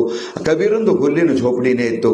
ಇಂಥ ಹುಲ್ಲಿನ ಝೋಪಡಿಯಾಗಿದ್ದರೂ ಸಹಿತ ಬಾಹ್ಯ ಪ್ರಪಂಚದ ಭೌತಿಕ ಸಂಪತ್ತಿನಿಂದ ದಾರಿದ್ರ್ಯ ಇದ್ದರೂ ಸಹಿತ ಭಕ್ತಿಯ ಸಂಪತ್ತಿನಿಂದ ಅವರು ಇಂದ್ರನಿಗೂ ಶ್ರೀಮಂತರಿದ್ದರು. ಇಂದ್ರನಿಗಿಂತ ಹೆಚ್ಚಿನ ಶ್ರೀಮಂತರು. ಎಲ್ಲಿ ತನ ಮಾತಾಡಿದ್ರು ಅವರು ಅಂದ್ರೆ ಬ್ರಹ್ಮ ಪದವಿಯನ್ನು ಅಲ್ಲೇ, ವಿಷ್ಣು ಪದವಿಯನ್ನು ಅಲ್ಲೇ, ರುದ್ರ ಪದವಿಯನ್ನು ಅಲ್ಲೇ. ಎಂಥದಿರ್ಬೇಕ್ರಿ, ನಿಮ್ಮ ಭಕ್ತರ ಮನೆ ಕಾಯ ಪದವಿ ಅದಕ್ಕಿಂತ ದೊಡ್ಡದ ಅಂತಾರೆ ಬಸವಣ್ಣನವರು. ಎಂಥ ಮಾತ್ರಿ, ನಿಮ್ಮ ಭಕ್ತರ ಮನೆಯಾಗ ವಾಚ್ಮ್ಯಾನ್ ಆಗಿರ್ಬೇಕು. ಆ ಪದವಿ ಬೇಡಪ್ಪ ನನಗೆ, ಆ ಪದವಿ ಬೇಡಪ್ಪ. ಯಾಕಂದ್ರೆ ಅವ್ರ ಮನೆಯಾಗಿದ್ದರೆ ಪ್ರಸಾದ ಸಿಗ್ತದೆ. ಆ ಮನೆಯಾಗಿದ್ದರೆ ಪ್ರಸಾದ ಸಿಗ್ತದೆ. ಅವ್ರು ಪೂಜೆ ಮಾಡ್ತಾರೆ. ಬಹಳ ಚಂದ ಒಂದು ಮಾತು ಬರೆದ್ರು. ಇನ್ನೊಂದು, ಅರಸರ ಮನೆಯಲ್ಲಿ ಅರಸಿಯಾಗಿಪ್ಪುದರಿಂದ ಶಿವಭಕ್ತರ ಮನೆಯಲ್ಲಿ ತೊತ್ತಾಗಿಪ್ಪುದು ಕರಲೇಸು ಕಂಡಯ್ಯ ಬಸವಣ್ಣನವರು. ರಾಜನ ಮನೆಯಾಗ ರಾಣಿಯಾಗಿರೋದಕ್ಕಿಂತ ಭಕ್ತರ ಮನೆಯಾಗ ಭಾಂಡೆ ತಿಕ್ಕಕ್ಕಿ ಬಟ್ಟೆ ಒಗೆಕಿ ಅದ್ರ ಚಂದ ಅಂತಾರವ್ರು. ಹೆಂಗಿರ್ಬೇಕ್ರಿ ಬಸವಣ್ಣನವ್ರ ಮನಸ್ಸು? ಯಾಕಂದ್ರೆ ಒಂದು ಮಾತು ಹೇಳಿದ್ರು ಅವರು, ಅವ ಮಹಾತ್ಮ ಸದ್ಗುರು ಸಂತ ಸದಾ ಮುಜೆ ಹೇ ಕಾಮ ಈಶ್ವರ ಸೆ ಜಗತ್ತು ರೂಟೇ ತೋ ರೂಟನದೆ ಅಂತ ಬ್ರಹ್ಮಾನಂದ ಮಹಾರಾಜರು ಹೇಳಿದ ಹಾಗೆ ಸದಾ ಸರ್ವದ ಭಗವಂತನ ಸಂಬಂಧದ ಕಾರ್ಯ ಮಾಡ್ಕೋತಾನೆ ಇರ್ತಾನ. ಬ್ಯಾರೆದಕ್ಕೆ ಅವನಿಗೆ ಟೈಮೇ ಸಿಗಂಗಿಲ್ಲ. ಆ ಪುಣ್ಯ ಪುರುಷ ಸ್ನಾನ ಮಾಡಕ್ಕೆ ಹೋದ ಅಂದ್ರೆ ಅವನಿಗೆ ಬಿಸಿ ನೀರು ಕುಡಾಕ ಬರ್ತದ ಸ್ನಾನಕ್ಕೆ. ಆಮೇಲೆ ಮಠದ ಅಂಗಳ ಕಸ ಗೂಡ್ಸಕ್ಕೆ ಬರ್ತದ. ಆಕಳ ಸಗಣಿ ತಗೊಂಡು ಲೇಪನ ಮಾಡಕ್ಕೆ ಬರ್ತದ. ರಂಗೋಲಿ ಹಾಕಕ್ಕೆ ಬರ್ತದ. ಪೂಜಾದ ಪರಿಕರಗಳು ಜಮಾಯಿಸಿಡಕ್ಕೆ ಬರ್ತದ. ಹೂ, ಪತ್ರೆ, ನೀರು, ವಿಭೂತಿ, ಗಂಧ, ದಿನ ಗಂಧ ರೆಡಿಮೇಡ್ ಸಿಗ್ತಿದ್ದಿಲ್ಲ ಅವಾಗ. ಸಾಣಿಕಲ್ ಮೇಲೆ ಚಂದನದ ಕೊಡ್ಡು ತಿಕ್ಕಿ ಗಂಧ ತೆಗೆದಿಡ್ಬೇಕು. ಪೂಜಾಕ್ಕೆ ಗಂಧ ತೆಗಿಬೇಕು. ಆಮೇಲೆ ಏನಪ್ಪ ಅಂತ ಕೇಳಿದ್ರೆ ನೈವೇದ್ಯ ರೆಡಿ ಮಾಡಬೇಕು. ಹೂ ಪತ್ರಿಗಳು ತರಬೇಕು, ನೀರು ತರಬೇಕು, ಆಮೇಲೆ ಅಗರಬತ್ತಿ ಹಚ್ಚಿಡಬೇಕು, ದೀಪ ಹಚ್ಚಿಡಬೇಕು. ಆಮೇಲೆ ಇಷ್ಟೆಲ್ಲ ಅಲಂಕಾರ ಮಾಡಿದಾಗ ಅವರು ಸ್ನಾನ ಮಾಡ್ಕೊಂಡು ಬಂದು ಸೀದಾ ತಮ್ಮ ಪೂಜಾ ಗದ್ದಿಗೆ ಮೇಲೆ ಕುಂತು ಆಮೇಲೆ ಭಗವಂತನಿಗೆ ಅಲಂಕಾರ ಅವ್ರು ಮಾಡ್ತಾರೆ. ಅವ್ರು ಹಾಡ್ಕೊಂತ ಪೂಜೆ ಮಾಡ್ಲತ್ತಾರ. ಅಂದ್ರೆ ನಾನು ನನ್ನ ತೊಡೆ ಮೇಲೆ ಹಿಂಗೆ ಕೈ ಇಟ್ಟುಕೊಂಡು ನೋಡ್ಕೊಂತ ಕೇಳ್ಕೊಂತಿರ್ಬೇಕು. ಅವ್ರು ಪೂಜೆ ಮಾಡಿ ಹಾಡ್ತಿರ್ಬೇಕು. ಚಾತಕ ಪಕ್ಷಿ ಹಂಗೆ ನಾನು ನೋಡ್ತಿರ್ಬೇಕು. ಅದನ್ನು ನಾನು ಕೇಳ್ತಿರ್ಬೇಕು. ಹಾಡ್ಕೋತ ಅವ್ರು ಮೈ ಮರ್ತಿರ್ಬೇಕು. ನೋಡ್ಕೊಂತ ನಾ ಮೈ ಮರ್ತಿರ್ಬೇಕು. ನನ್ನ ಜನ್ಮ ಧನ್ಯ ಅವಾಗ ಆಗ್ತದ. ಅದಕ್ಕೆ ರಾಜರ ಮನ್ಯಾಗ ರಾಣಿ ಆಗ ಇಚ್ಛ ನನಗಿಲ್ಲ, ಭಕ್ತರ ಮನೆಯಾಗ ಜಾಡು ಹೊಡೆವಾಗ್ತೀನಿ ಅಂತಾರೆ ಬಸವಣ್ಣನವರು. ಎಂಥದಿರ್ಬೇಕ್ರಿ ಮಹಿಮಾ, ಎಂಥದಿರ್ಬೇಕು. ಸಂತನ ಮಹಿಮಾ ಬಹಳ ದೊಡ್ಡದ ಜಗತ್ತಿನೊಳಗೆ. ಸಂತ ಸಿಕ್ಕ ಅಂದ್ರೆ ದೇವ್ರು ಬಾಗತಾನ್ರಿ ಸಂತಗ, ದೇವ್ರು ಬಾಗತಾನ್ರಿ ಸಂತಗ. ಇದೇ ಮಹಾರಾಷ್ಟ್ರದೊಳಗೆ ಏಕನಾಥ್ ಮಹಾರಾಜರು ಅವನ ಮನೆಯೊಳಗ 12 ವರ್ಷ ಪಂಢರಪುರದ ಪಾಂಡುರಂಗ ಶ್ರೀಖಂಡ್ಯ ಅಂತ ಹೆಸರಿಟ್ಟುಕೊಂಡು ಸೇವಾ ಮಾಡ್ಯಾರ. ಅವ್ರ ಹೆಂಡತಿ ಗಿರಿಜಾದೇವಿ, ಮನೆ ಹುಡುಗವ ಶ್ರೀಖಂಡೆ. ಗೋದಾವರಿ ನದಿಯಿಂದ ನೀರು ತರವ ಶ್ರೀಖಂಡೆ. ಇವತ್ತಿಗೂ ಅಲ್ಲಿ ಹೌದದ ಅಂತ 100 ಕೊಡ ಹಿಡಿಯದ ನೀರು ತರವ, ಅಡಿಗೆ ಮಾಡವ, ಬಂದಿದ್ದ ಸಂತ್ರಿಗೆ ಊಟಕ್ಕೆ ಬಡಸಾವ, ಪತ್ರಾವಳಿ ತೆಗ್ಯಾವ, ಗಿರಿಜಾದೇವಿದು ಏಕನಾಥ್ ಮಹಾರಾಜರ ಬಟ್ಟೆ ತೊಳ್ಕೊಂಡು ಬರವ. ಹಂಗ್ರಿ 12 ವರ್ಷ ಗೊತ್ತೇ ಆಗಿಲ್ಲ. ಬಂದು ನಿಂತ ಅಂಗಳಾಗ ನಿಂತನಂದನಂತ ನನಗವು ಇಲ್ಲ, ಅಪ್ಪಿಲ್ಲ, ಅಣ್ಣಿಲ್ಲ, ತಮ್ಮಿಲ್ಲ, ಊರಾಗ ಮನಿ ಇಲ್ಲ, ಅಡ್ಯಾಗ ಹೊಲ ಇಲ್ಲ, ದಿಕ್ಕಿಲ್ದ ಅನಾಥ ಇದ್ದೀನಿ ನಾನು.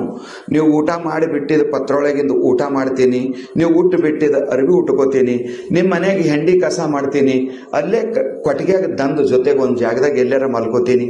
ನನಗೆ ನಿಮ್ಮ ಮನೆಗಿಂದ ಹೋಗಿ ಅನ್ಬೇಡ್ರಿ, ನನಗೆ ನಿಮ್ಮ ಕಾಲು ಬೀಳ್ತೀನಿ, ನನಗಿಟ್ಟು ಜಾಗ ಕೊಡ್ರಿ ಅಂತ ಪ್ರಾರ್ಥನಾ ಮಾಡಿದ್ರಂತ ಏಕನಾಥ್ ಮಹಾರಾಜರಿಗೆ ಪಂಢರಪುರದ ಪಾಂಡುರಂಗ. ಅವರು ಬರೋಬರಿ ಅಂತ ತಿಳ್ಕೊಂಡ್ರು. ಆಳ ಮನುಷ್ಯರು ಯಾರೂ ನಿಲ್ಲಲ್ಲ ಹೋಗ್ಯಾವ. ಪಗಾರ್ದು ಜೊರತ್ತಿಲ್ಲ. ಉಂಡು ಬಿಟ್ಟಿದ್ದು ಉಣ್ತಾನಂತ, ಊಟ ಬಿಟ್ಟಿದ್ದು ಉಣ್ತಾನಂತ, ಮನೆಯಾಗೆಲ್ಲ ಸೇವಾ ಮಾಡ್ತಾನಂತ.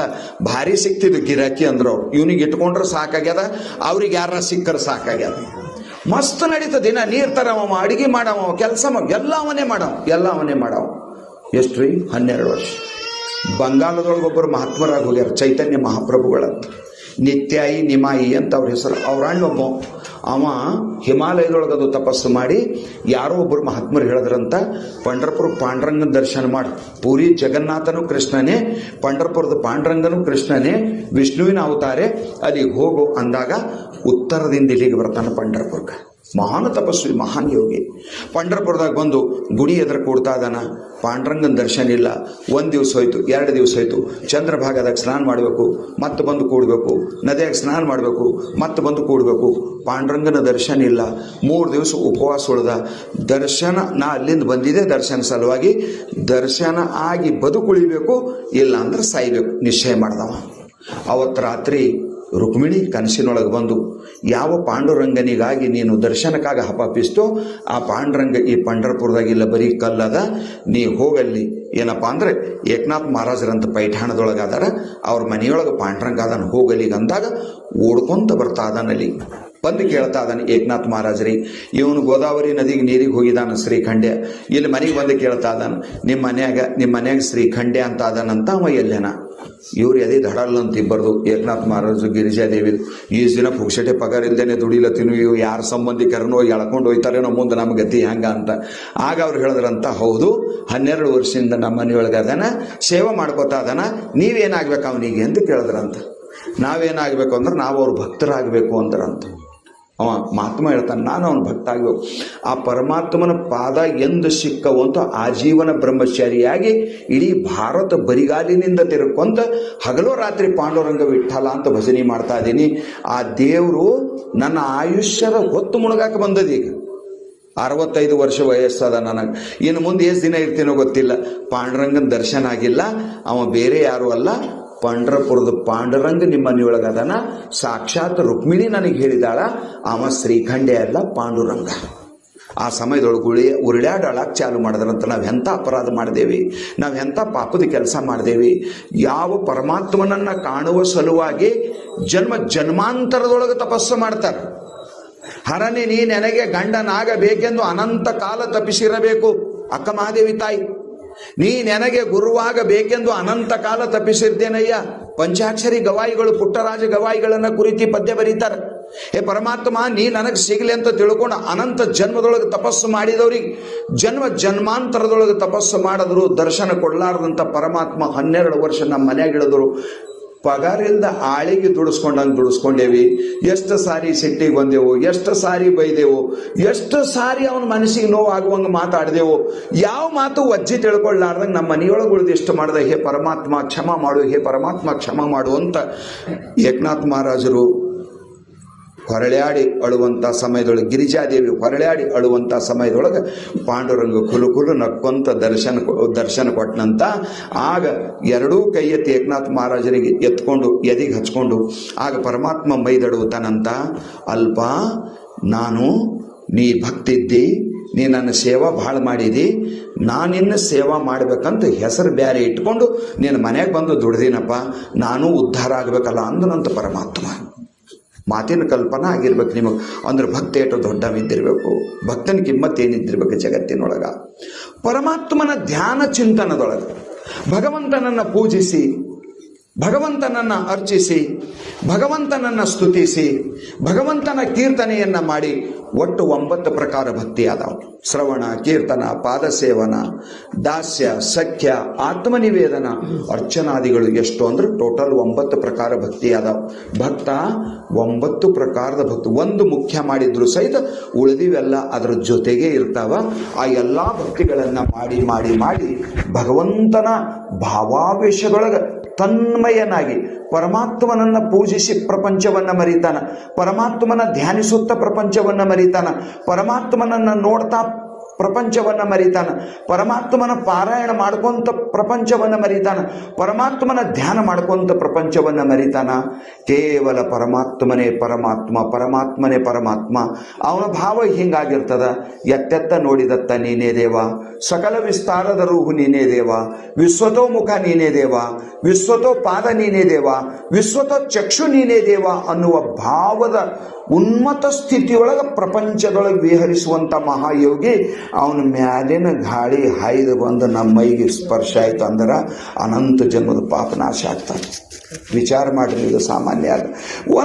ಒಂದು ಈಗ ನಿಮ್ಗೆಲ್ಲರಿಗೂ ಗೊತ್ತು, ಹೂವಿನ ಗಿಡದ ಮ್ಯಾಲಿಂದ ಗಾಳಿ ಬಂತಂದ್ರೆ ಚಮೇಲಿನೋ ಮೋಗರನೋ ಮಲ್ಲಿಗೆ ಹೂವು ಯಾವುವು ಅದಾವ, ಆ ಹೂವಿನ ಮ್ಯಾಲಿಂದ ಗಾಳಿ ಹಾಯ್ದು ಬಂತು. ಅಥವಾ ನಿಮ್ಮ ಮನ್ಯಾಗ ಒಂದು ಬೇವಿನ ಗಿಡ ಅದ, ಆ ಬೇವಿನ ಗಿಡದ ತುಂಬ ಹೂ ಆಗ್ಯಾವ. ಆ ಹೂವಿನ ಮ್ಯಾಲಿಂದ ಗಾಳಿ ಬಂತಂದ್ರೆ ಅದ್ರ ಗಂಧ ಹಂಗೆ ಬರಂಗಿಲ್ಲ, ಗಾಳಿ ಖಾಲಿ ಬರಂಗಿಲ್ಲ. ಆ ಯಾವ ಗಿಡದ ಮ್ಯಾಲಿಂದ ಬರ್ತದ ಅದ್ರ ಗಂಧ ತೊಗೊಂಡು ಬರ್ತದ, ಅದು ಹಾಗೆ ಬರಂಗಿಲ್ಲ.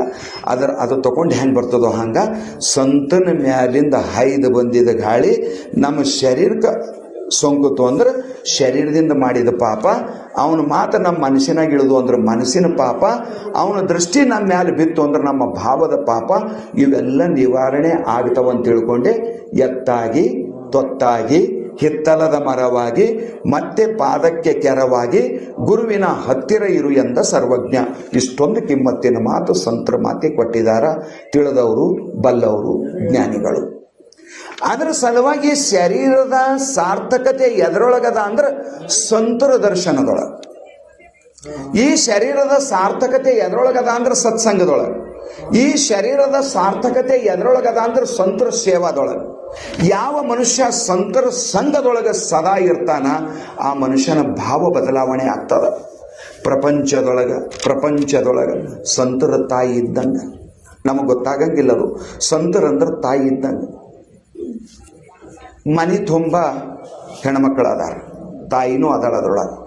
ಅವಿಭಕ್ತ ಕುಟುಂಬ, ಒಂದು 30 ಜನ ಒಟ್ಟುಗೂಡಿಗೆ ಇರ್ತಾರೆ ಆ ಮನೆಯೊಳಗೆ, ಆ ಪರಿವಾರದೊಳಗೆ. ಅದ್ರಾಗ ತಾಯಿನೂ ಅದಾಳ. ಉಳಿದವ್ರ ತಾಯಿ ಕೂಸು ಎಲ್ಲರಿಗೂ ಬೇಕು, ಎಲ್ಲರೂ ಎತ್ಕೋತಿರ್ಬೇಕು. ಆದ್ರೆ ಕೂಸಿನ ಹೊಲಸು ತೊಳೆಕಿ ತಾಯಿನೇ. ತಾಯಿ ಇಲ್ಲ ಅಂದ್ರೆ ಜಗತ್ತಿನೊಳಗೆ ನಮ್ಮ ಬದುಕೇ ಇಲ್ಲ. ಇವತ್ತು ನಾವು ಏನಾರ ಇದ್ದೇವಂದ್ರೆ ನಮ್ಮ ತಾಯಿಯ ತಪಸ್ಸದ ಈ ಶರೀರದ ಹಿಂದೆ. ಹೊಲಸಿತ್ತಂದ್ರೆ ಯಾರು ಸಮೀಪ ಬರ್ತಿತ್ರಿ ಅದ್ರ ಹತ್ರ?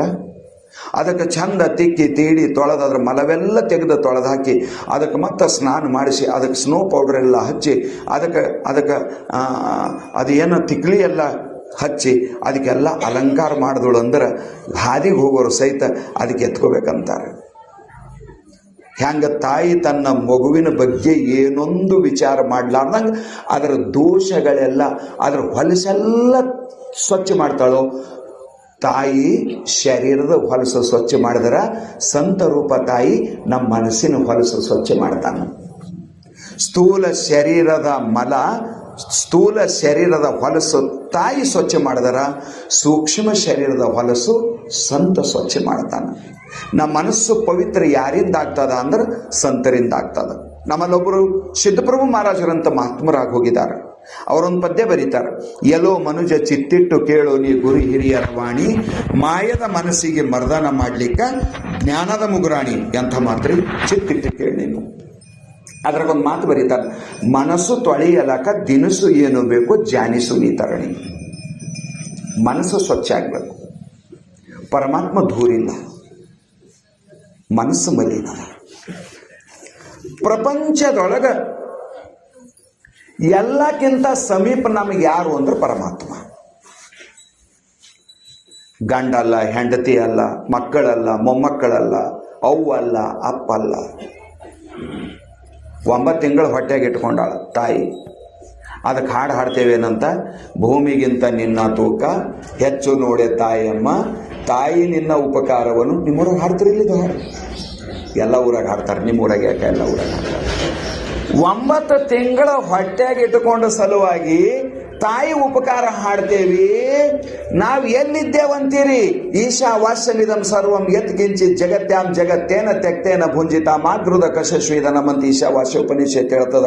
ಲಿಂಗ ಮಧ್ಯೆ ಜಗತ್ ಸರ್ವಂ ಸರ್ವಂ ಲಿಂಗಮಯಂ ಜಗತ್ ಲಿಂಗ ಬಾಹ್ಯಾತ್ ಪರಂ ನಾಸ್ತಿ ತಸ್ಮಾತ್ ಲಿಂಗಮಹಂ ಸದಾ ಅಂತ ಆಗಮಗಳು ಹೇಳ್ತಾವ. ತಾಯಿ 9 ತಿಂಗಳು ಹೊತ್ತಿರಬೇಕು. ಪರಮಾತ್ಮ ಅನಂತ ಜನ್ಮದಿಂದ ನಮಗೆ ಹೊತ್ತಾನ.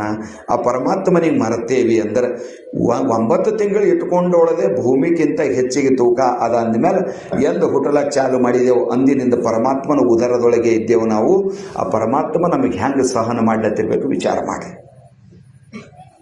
9 ತಿಂಗಳು ಹೋಗಿ 10 ತಿಂಗಳು ನಡೀತು, ಇನ್ನ ಮಗು ಹುಟ್ಟಲಿಲ್ಲ, ಜನನ ಆಗಲಿಲ್ಲ ಅಂದ್ರೆ ಹೊಳ್ಳಿ ಟೆನ್ಷನ್ ಚಾಲು ಆಯ್ತದ. ಅದಕ್ಕೊಂದು ಲಿಮಿಟ್ ಅದ. ಅಲ್ಲಿ ತನೇನೆ ತಾಯಿ ಆದರೂ ಸುಮ್ಮಿರ್ತಾಳೆ. ಅದರ ನಂತರ ಅಂತೇಳಿದ ಹೊತ್ಕೊಂಡು ತಿರ್ಗದು ನನಗಾಗಲ್ಲ, ನಡ್ರಿ ಆಪರೇಷನ್ ಮಾಡೋಣ ಅಂತ. ವಿಚಾರ ಮಾಡಿ ನೀವು, ಪರಮಾತ್ಮ ಎಂದೆಂದು ನಮಗೆ ತ್ಯಾಗ ಮಾಡಿಲ್ಲ, ತಿರಸ್ಕಾರ ಮಾಡಿಲ್ಲ. ಎಲ್ಲಾದ್ರೂ ಪರಮಾತ್ಮ ನಾವು ಗುಡಿ ಗುಂಡಾರ್ದಾಗ ಹುಡುಕ್ತೇವೆ. ಶಾಸ್ತ್ರ ಹೇಳ್ತದೆ, ಶಾಸ್ತ್ರ ಭಾಳ ಚಂದ ಹೇಳ್ತದೆ. ಪರಮಾತ್ಮ ಎಲ್ಲಿ ಅದಾನ ಅಂದ್ರೆ ಹೃದಯದೊಳಗದಾನ.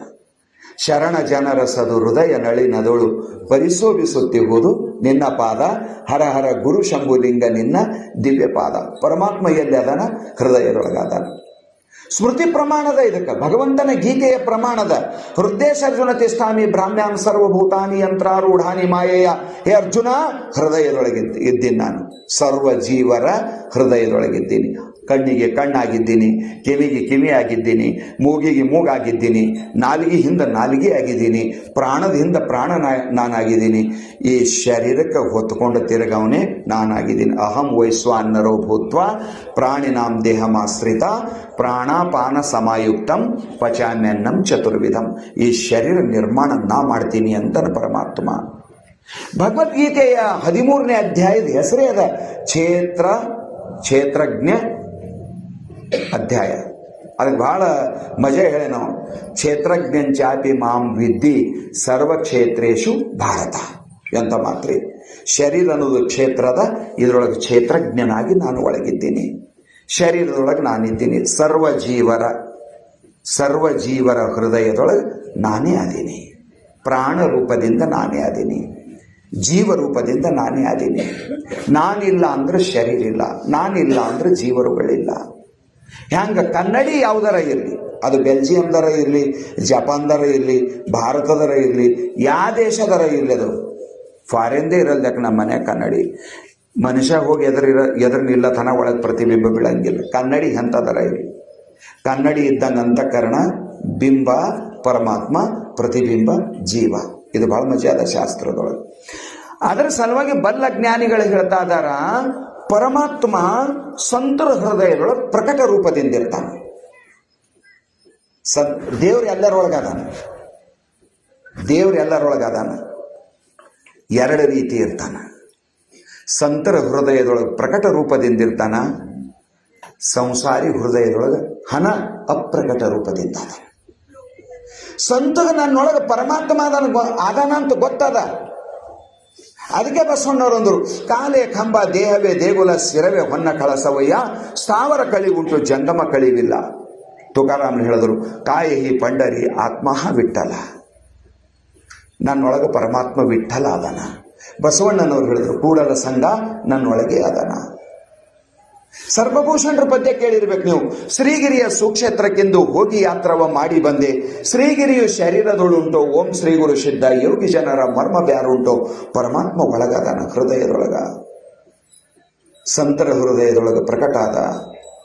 ಯಾಕೆ ಪ್ರಕಟ ಆದ ಅಂದ್ರೆ ನಮ್ಮ ಹೃದಯದೊಳಗೆ ಪ್ರಕಟ ಆಗ್ತಾನೆ. ಸಂತರ ಹೃದಯದೊಳಗೆ ಪ್ರಕಟ ಆಯ್ತಾನಂತಲ್ಲ, ನಮ್ಮ ಹೃದಯದೊಳಗೆ ಪ್ರಕಟ ಆಯ್ತಾನೆ. ಪ್ರಕಟ ಆಗ್ಬೇಕಷ್ಟೇ.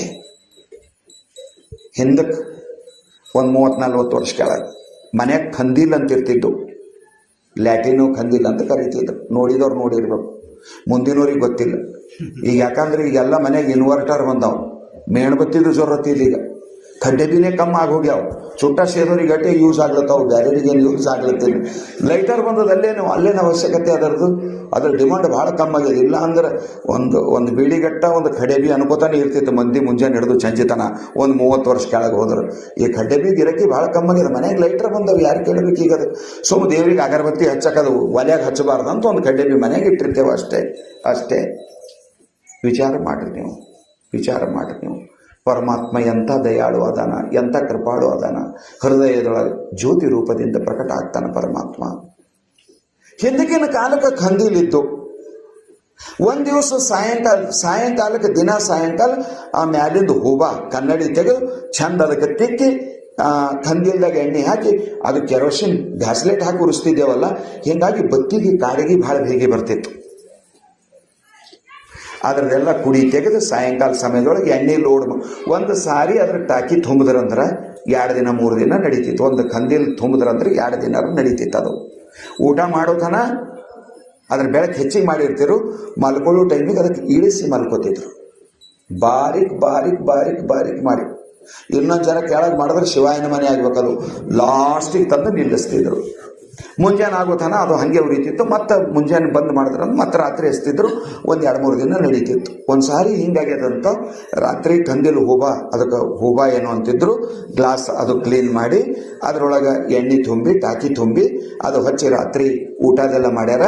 ಮಲ್ಕೊಳ್ಳೋ ಟೈಮಿಗೆ ಕಡಿಮೆ ಮಾಡ್ಯಾರಂತ ಮಾಡ್ಯಾರ. ಮಾತಾಡ್ಕೊಂತ ಮಲ್ಕೊಂಡಿದಾರ. ನಿದ್ದೆ ಹತ್ಯದ, ಕಡಿಮೆ ಮಾಡ್ಲಿಕ್ಕೆ ನೆನಪು ಹೋಗ್ಯದ. ಬೆಳಗಾಗದ್ರೊಳಗೆ ಒಳಗೆ ಕಾಡಿಗೆ ಕಾಡಿಗೆ ಕಾಡಿಗೆ ಕಾಡಿಗೆ ಆಗ್ಯದ. ಗ್ಲಾಸಿಗೆ ಬೆಳಗ ಆಯಿತು, ಮನೆ ತುಂಬ ಕತ್ತಲದ. ಗಾಳಿರ ಬಿಟ್ಟಿಲ್ಲ, ದೀಪರ ಆರಿಲ್ಲ, ದೀಪ ಒಳಗೆ ಉರಿಲತ್ತದ. ಎಣ್ಣೀರ ರಾತ್ರಿನೇ ತುಂಬಿದೆವು, ದೀಪ ಉರಿಲತ್ತದ. ಬೆಳಕರ ಇಲ್ಲ, ಕಾಣವಲ್ದು. ದೀಪ ಉರಿಯೋದು ಕಾಣಿದ್ರೆ ಪ್ರಕಾಶ ಹೊರಗೆ ಬರ್ತದೆ, ದೀಪ ಉರಿಯೋದೇ ಕಾಣವಲ್ದು. ಮನೆ ಎಲ್ಲ ಕತ್ತಲದ. ಕಾರಣ ಏನು? ಒಳಗೆ ಕಾಡಿಗೆ ಅದ, ಒಳಗದ ಪ್ರಕಾಶ, ಕಾಡಿಗೆ ಅದ. ಕನ್ನಡಿಗೆ ಗ್ಲಾಸಿಗೆ ಕಾಡಿಗೆ ಮೆತ್ತ. ಅಂತಃಕರಣ ಅನ್ನುವುದೇ ಕನ್ನಡಿ, ಸಂಸಾರದ ವಾಸನಾ ರೂಪ ಕಾಡಿಗೆ ಮೆತ್ಯಾದ. ಒಳಗೆ ಪರಮಾತ್ಮ ಇದ್ರೂ ಪ್ರಕಟ ಇಲ್ಲ. ಸಂತ ಮನಸ್ಸು ಸ್ವಚ್ಛ ಮಾಡ್ತಾನೆ. ಎಲ್ಲ ಸಾಧನ ಮನಸ್ಸಿನ ಸಲುವಾಗಿ ಯಾವ, ಇದು ಪಕ್ಕ ತಿಳ್ಕೊರಿ ನೀವು. 9 ಪ್ರಕಾರ ಭಕ್ತಿ ಮನಸ್ಸಿಗೆ ಅದಾವ, ದೇವ್ರಿಗೆ ಇಲ್ಲವು. ದೇವ್ರು ಹಮೇಶ ಅದಾನ, ದೇವ್ರು ಹಮೇಶ ಅದಾನ. ಸಾಧನ ಎದಕ್ಕೆ ಅದಾವ? ಶಮಾರ್ಥಂ ಸರ್ವಶಾಸ್ತ್ರಾಣಿ, ಸರ್ವಶಾಸ್ತ್ರಾಣಿ ಶಬ್ದ ಪ್ರಯೋಗ ಮಾಡ್ಯಾನ. ಈ ಭೂಮಿ ಮೇಲೆ ಏಸು ಶಾಸ್ತ್ರವ ಅವಶ್ಯಲ್ಲ ಮನಸ್ಸಿನ ಸಲುವಾಗಿನೇ ಅದಾವ. ಹ್ಯಾಂಗ ಕನ್ನಡಿ ಕಾಡಿಗೆ ತಿಕ್ಕದೇವಿ ಅಂದ್ರೆ ದೀಪ ಏನು ಮಾಡೋ ಜರುತ್ತಿಲ್ಲ, ಅದು ಮೌಜೂದ್ ಅದ. ಜ್ಯೋತಿ ಪ್ರಕಾಶ ಆಗ್ಲತ್ತದ ಹೃದಯದೊಳಗೆ. ಆತ್ಮ ಜ್ಯೋತಿ ಸದಾ ಅದ. ವಾಸನ ಅನ್ನುವ ಕನ್ನಡಿ, ಅಂತಃಕರಣ ಎನ್ನುವ ಕನ್ನಡಿ ಸಂಸಾರದ ವಿಷಯಚ್ಛ ವಾಸನ ಅನ್ನುವಂಥ ಕಾಡಿಗೆ ಮೆತ್ಕೊಂಡದ. ಸಂತ ಅಂತಃಕರಣ ಶುದ್ಧಿ ಮಾಡಿಕೊಂಡ, ಅವನಲ್ಲಿ ಪರಮಾತ್ಮ ಪ್ರಕಟ ಆದನು. ಸಂತ ನಮಗೆ ಏನು ಮಾಡಕ್ ಬೇಕಂದ್ರೆ ಸಂಸಾರ ಕೊಡೋ ಸಲುವಾಗಿ ಸಂತರು ಜೊರತ್ತಲ್ಲ, ಮನಸ್ಸು ಪವಿತ್ರ ಮಾಡೋ ಸಲುವಾಗಿ ಸಂತರ ಬೇಕು. ಅವ್ರ ಸಮೀಪ ಹೋಗಿ ಕುಂತಿರ್ಬೇಕು, ಮನಸ್ಸಿನ ಜಿಡ್ಡೆಲ್ಲ ಬಯಲಾಗಿರ್ಬೇಕು. ಅವ್ರ ಮಾತು ಕೇಳಿರ್ಬೇಕು, ಮನಸ್ಸು ಪವಿತ್ರ ಆಗಿರ್ಬೇಕು. ಮನಸ್ಸು ತೊಳೆದು ಕೊಡೋರಿಗೆ ಏನಂತಾರ ಅಂದ್ರೆ ಸಂತರು ಅಂತ ಕರೀತಾರ. ಅರ್ಬಿ ತೊಳೆದು ಕೊಡೋರಿಗೆ ಅಗಸರ್ ಅಂತ ಕರೀತಾರಲ್ಲ, ಮಡಿವಾಳ. ಬಂಗಾರ ತೊಳೆದು ಕೊಡ್ತಾನೆ, ಅವನಿಗೆ ಅಗಸಲೆ ಅಂತಾರ. ಅವನಿಗೆ ಏನೇನಂತಿರೋ ಗೊತ್ತಿಲ್ಲ. ಪತ್ತಾರ ಅಂತ ಕರೀತಾರ, ಅಗಸಲೆ ಅಂತ ಕರೀತಾರ, ಜ್ಯುವೆಲರ್ಸ್ ಅಂತ ಕರೀತಾರ.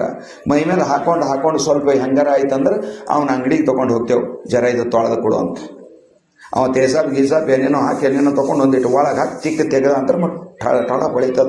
ಬಂಗಾರ ಅವ ತೊಳಿತಾನ, ಬೆಳ್ಳಿ ಅವ ತೊಳಿತಾನ, ಬಟ್ಟೆ ಮತ್ತೊಬ್ಬ ತೊಳಿತಾನ. ಅವಕ್ಕೆ ಮಡಿ ಮಾಡೋ ಸಲುವಾಗಿ, ಅವಕ್ಕೆ ಸ್ವಚ್ಛ ಮಾಡೋ ಸಲುವಾಗಿ ಒಂದು ಕಡೆ ಹೋಯ್ತೇವಲ್ಲ. ಹಂಗೆ ಪರಮಾತ್ಮನ ದರ್ಶನ ಆಗ್ಬೇಕಂದ್ರೆ ಮನಸ್ಸು ಸ್ವಚ್ಛ ಆಗಬೇಕು. ಆ ಮನಸ್ಸು ಸ್ವಚ್ಛ ಮಾಡ್ಕೊಂಬ ಸಲುವಾಗಿ ಸತ್ಸಂಗಕ್ಕೆ ಬರಬೇಕು. ಇದು ಒಂದೇ ಉದ್ದೇಶ, ಮತ್ತೊಂದೇನಿಲ್ಲ. ಸಾಧುನ ಸಂಬಂಧ, ಸಾಧುಗಳು ದರ್ಶನ ಮಾಡಿರಬೇಕು, ಸಾಧುಗಳ ಸಮೀಪ ಹೋಗಿರಬೇಕು, ಅವ್ರ ಮಾತು ಕೇಳಿರಬೇಕು, ಒಳಗ ಅರಿವಿನ ಜ್ಯೋತಿ ಪ್ರಕಟ ಆಗಿರಬೇಕು. ನಾ ಮೊದಲೊಂದು ಮಾತು ಹೇಳಿ ನಿಮಗೆ, ಸಂತಂತ ಯಾರಿಗಂತಾರ ಅಂದ್ರೆ, ಜ್ಯೋತಿಷ ಜ್ಯೋತಿ ಜಗಾತೆ ಚಲೋ, ಪ್ರೇಮಕಿ ಗಂಗಾ ಬಹಾತೆ ಚಲೋ. ಅವ ಭಕ್ತಿಯ ಗಂಗೆ ನಮ್ಮ ಹೃದಯದೊಳಗೆ ಹರಿಸ್ಬೇಕು. ನಮ್ಮ ಹೃದಯ ಅದು ರಾಜಸ್ಥಾನ್ ಮರುಭೂಮಿ ಆದಂಗೆ, ಅಲ್ಲಿ ನೀರೇ ಇರಂಗಿಲ್ಲ ಮರುಭೂಮಿಯೊಳಗೆ. ರಾಜಸ್ಥಾನ್ ಮರುಭೂಮಿ ಆದಂಗಾಗ್ಯದ. ನಮ್ಮ ಮನಸ್ಸಿನ ತುಂಬ ಸಂಸಾರ ತುಂಬ್ಯದ. ಪರಮಾತ್ಮಗೆ ಜಾಗನೇ ಇಲ್ಲ. ನನಗೆ ಹತ್ಯದ ಇವ ಏನೋ ಹೇಳಕ್ಕೆ ಬಂದಂತೇವ್ ನಾವು ಶಾಸ್ತ್ರ ಹೇಳೋರಿ.